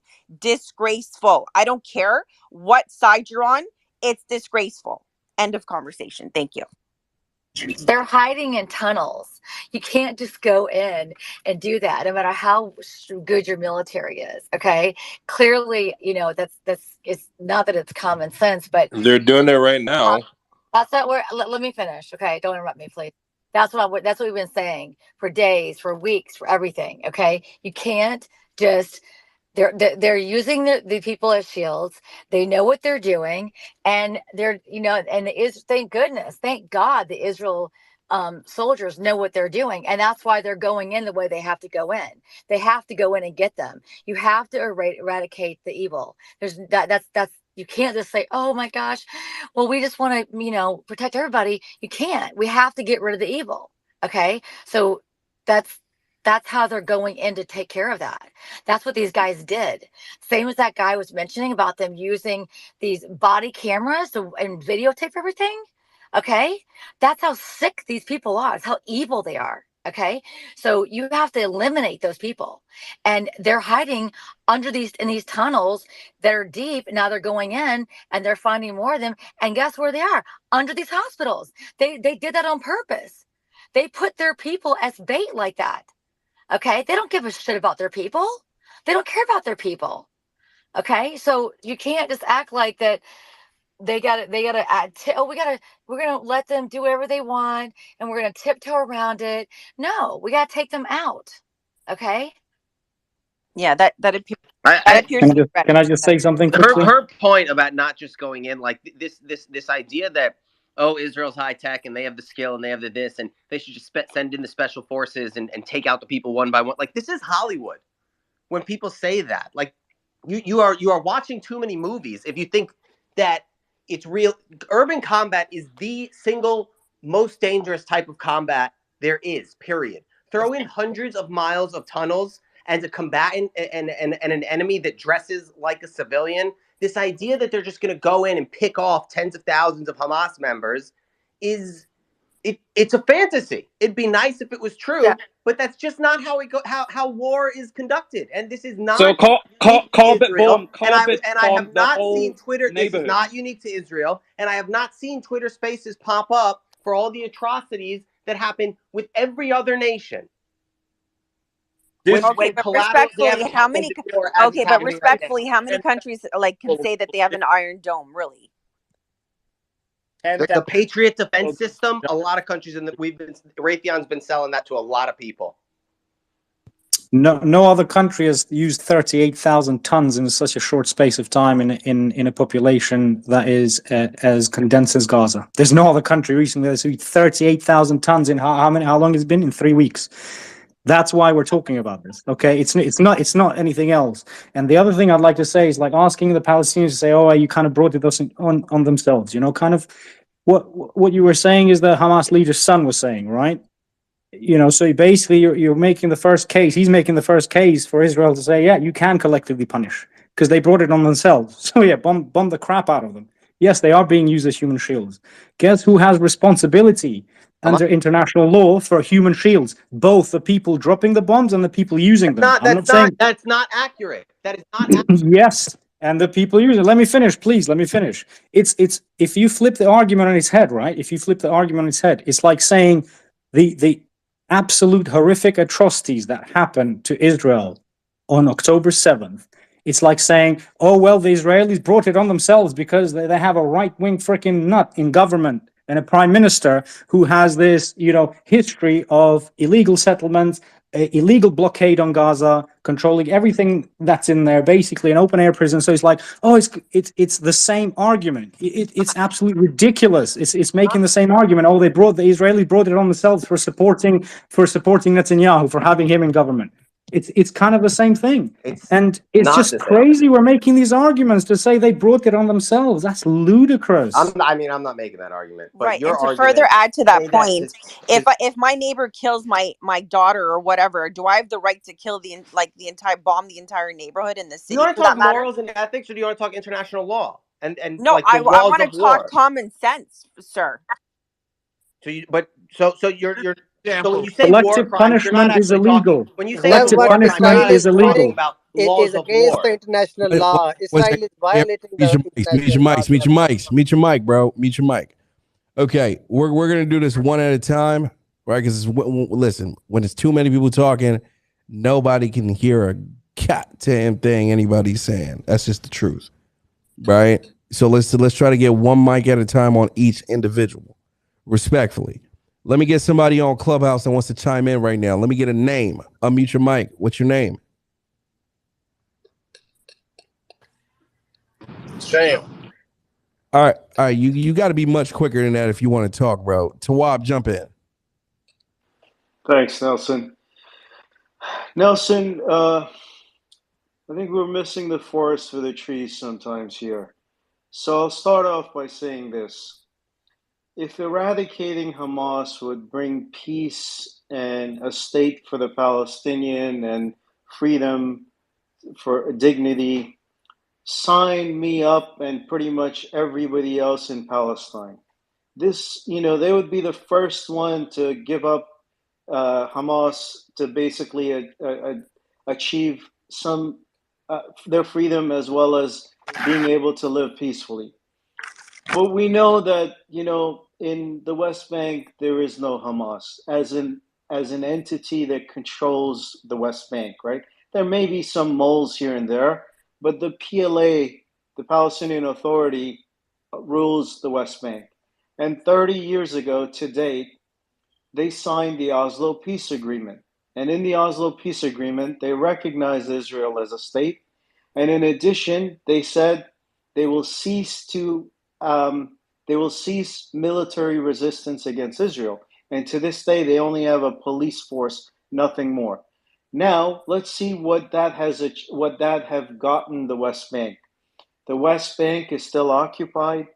The settlers are continuously confiscating land in the West Bank. They're humiliated. They're mistreated. Hundreds of children, as young as 12, are put into prisons. Some of these kids are beaten. Some of them are sexually assaulted. And this is not me saying it, right? This is Save the Children, who issued a report just a few months ago. They said on an annual basis, some 700 children are put in prison. So if we want to make this about a Hamas issue, it's a boogeyman. I genuinely request you that if you think, maybe some of you guys believe that getting rid of Hamas will solve all these problems, but obviously that's a completely wrong misnomer.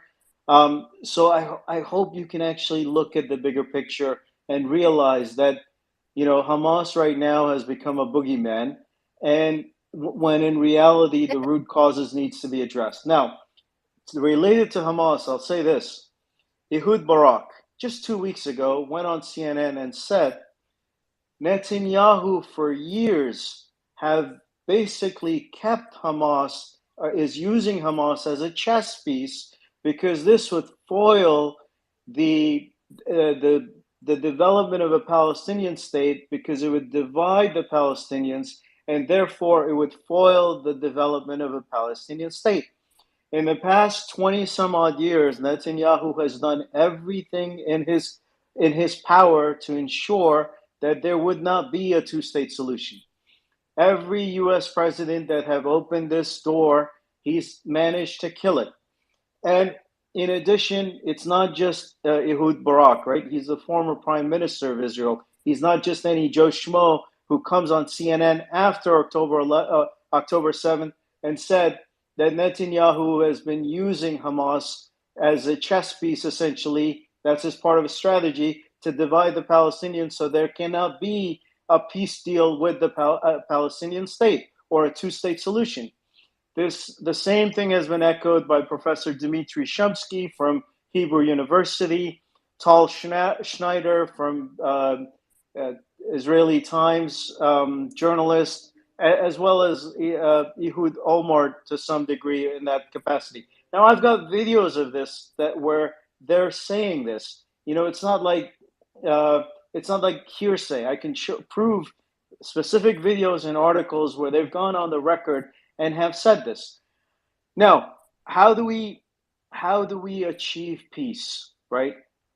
Well, anyways, not to go down that path, because that's I think we have an opportunity, especially with American Jews in the US and then, let's say, pro-Palestinians in the US, to come together and focus on a specific on solutions, put forth solutions, right? Focus on how you can achieve it, because we are Americans. At the end of the day, we share something very unique in common, that as Americans, let's rise above this tribalistic us versus them mentality and use this opportunity to come up with a peace proposal and jointly push it over there. They desperately, whether it's the Israelis, whether it's the Palestinians, they desperately need peace. 75 years of warfare, back and forth. I can guarantee you that I think no Israeli would deny that one Israeli life is worth the peace, to achieve that peace. And the same thing is true for one Palestinian child or adult to pursue and achieve peace. Now, that being said, in order to achieve peace, you need certain ingredients. You need goodwill actors, good faith actors. Unfortunately, I don't see that in Netanyahu. Now, it's not just Netanyahu, right? He's also leaned far more to the right. I mean, he's surrounded himself with people who have a manifest destiny for greater Israel, which means no land for Palestinians. They want to expel all the Palestinians from there. That does not, and you know what? In the negotiation table, the Palestinians don't have much to offer in all reality, right? Because what do they don't have power, they don't have much support. It's really the Israelis who are holding all the cards. So this is really what needs to really happen, is that Israel should take advantage of this opportunity, because they're in a position of power and they can actually negotiate a peace deal that could be far more better for them today than be in a situation 10 years from now where the dynamics have changed and all of a sudden you have a much different global environment. So that said, there was one other thing that I wanted to land with, and that was there's a lot of talk about normalization. For me, normalization is like putting lipstick on a pig. It doesn't really work, and unless you tackle the root causes, it doesn't do any good. You need to focus on harmonizing, and harmonizing at a grassroots level. There's a lot of hate and bickering on both sides, and that has perpetuated for years. What you need to do is, if you really want peace, one, you need to have good faith actors. So I don't think Netanyahu is going to be the individual at all. You need a different group of people. Perhaps maybe the U.S. can play a huge role in this and identify key actors that can be Right. in the benefit. Right. I'm going to finish it off right here, Nelson. Yeah, Sorry. you gotta land that goddamn plane, Yeah, bro. 10 more seconds. 10 more seconds. Sorry. Might as well be a bedtime My story, train bro. of thought. I lost my train of thought. What needs to happen is that once you've developed some semblance of peace, you need to focus on economic interdependencies, because once they're interdependent, especially the Palestinians, they've got something to lose like later on some asshole comes around and says, let's break the peace.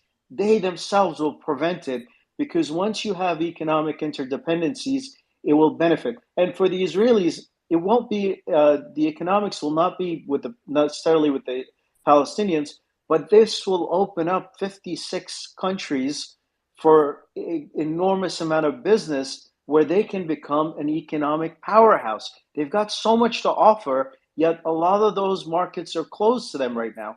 Thanks. I'll leave it at that. Absolutely, my brother. Absolutely appreciate you, man. Susan, let's talk about it. Thank you kindly. No, I just wanted to further add that I think that, like, to Tawab's point, I don't think Palestinians have leverage at this point, and unfortunately, and there are a number of times over the course of history where they've tried to establish peace. Like once in, I don't know all the dates, but I know specifically, like in '93, when the Clinton administration played a role in trying to establish peace through the Oslo Accords.